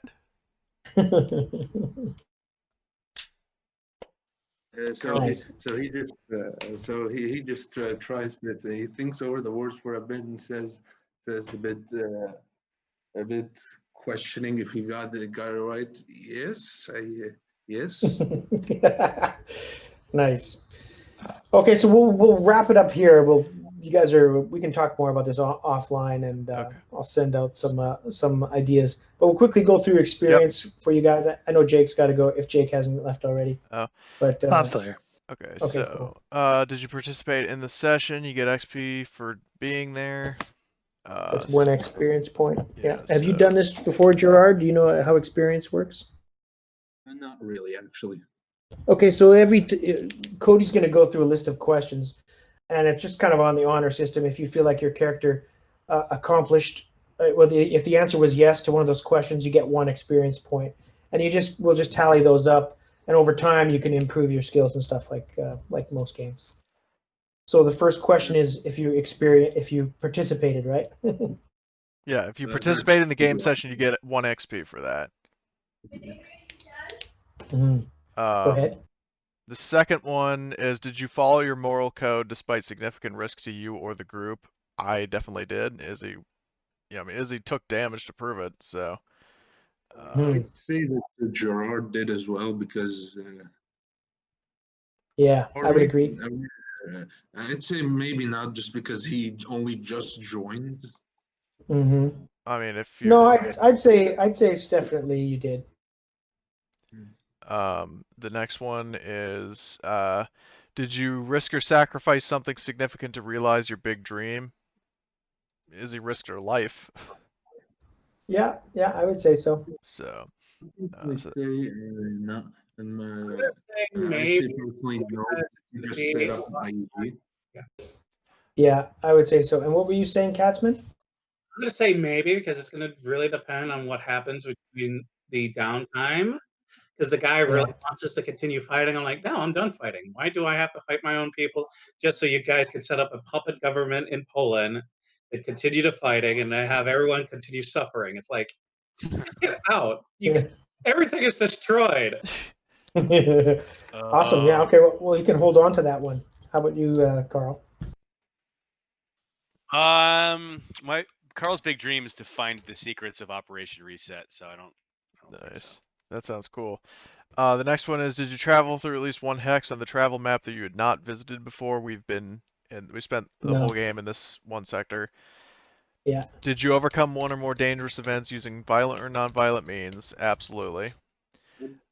Yeah. We blew up a BTR. We shot down some Russians. And Yeah. then, did you risk your life for the PC? Who is your buddy? I don't have. Well, Jim is my buddy, but he hasn't been here in 2 sessions, so I'm pretty much probably going to change it. But I'm not sure who Yeah. to change to. I don't have a buddy. We could be buddies. Well, I mean, do we work together and have similar personalities? I mean, Izzy likes pretty much everybody, but I'm just like wondering who would. Something tells me that she would like Gerard just because he hates Russians and he likes blowing stuff up too. Okay, then Gerard it is. Cool. Cool. Yeah, so that would be all of them. You can only get 1 XP for questions. The answers will not be clear cut. Just blah blah blah. Okay, so I Cool. got 5. Actually, no, I got 4 because I changed my buddy just now. So, Yeah. I gotta Cool. wait. I gotta wait till we rest before I can level up my mobility. Yeah. Say And then- that overall we probably I probably got 2, maybe 3, maybe. Okay, that's good. I got 4. And just so you remember, this is where you guys are located in near Sherdaz. And at this point, I put a little sort of day tracker, shift tracker here on the map. So at this point, you've been going morning, day, and evening, and you need a shift of sleep every night. So it's a good time to have a shift of sleep. And also, you should subtract 1 ration of water and 1 ration of food from your equipment. Okay. Keep track. And if you want to have someone staying guard or keeping watch through the shift of the night, you should specify who that is, and then they should try and get a shift of sleep the next day. So in terms of sleep, can I remove all my stress and restore my health? Yes. Okay, and then also. Well, let me look into that first. But I think you only took 1 point of damage, right? Yeah, 1 point of damage, and I have 2 stress. Yeah. And then also, can I, if we're having like a good night's sleep, I'm assuming that we'd wake up the next session is the next morning. Yes. Can I level up my mobility? Yeah, if you've got experience to spend, yeah. Yeah, so I'm going to go from D to C. All right. What are the experience costs, by the way? They're scaled. It goes from like 5 to I think 20 in terms of the cost. Like it's either 5 to 20 or 10 to 25. Where like leveling up one thing. It's sort of to prevent people from becoming like super OP. And yeah, I hear somebody else's Discord or Roll20 thing beeping, so it's not mine. But I think Gerard will also point out to you in the Discord channel. I think it's RPG discussion, but there's some pinned messages in there that show the the discussion about experience. But yeah, I'll point that out to you. Okay. Okay, guys, I gotta go. Yeah, thanks for running. yep. Do you have an idea of when the next game will be? It'll unless anything changes, it'll be in the new year, I think. Okay, are you gonna The next couple weeks, I'm gonna Are you gonna I'm gonna update be out of action. the time on the scheduled game? Because I automatically signed up, but I don't want to get kicked out and lose my spot. So Yeah, I'll update the time for okay, sure. Thanks for the reminder. sure. Cool. Thanks, you guys. Thanks for playing along. If there's any other rules or questions you had about the rules that we should delve into more, like we could talk about them in the chat, and anything that stood out as strange or in need of further investigation, yeah, just point out. We can talk about it. Okay. Cool, man. See you. Cool. Talk to you guys Thanks, later. you guys. See you guys next year. Awesome. Thank you. Yeah. Talk to you later. All right. Hey, thanks. Thanks, Gerard. Thanks for joining. Here's the more BTRs being blown up. Yes. Well done. Okay, talk to you later. See ya.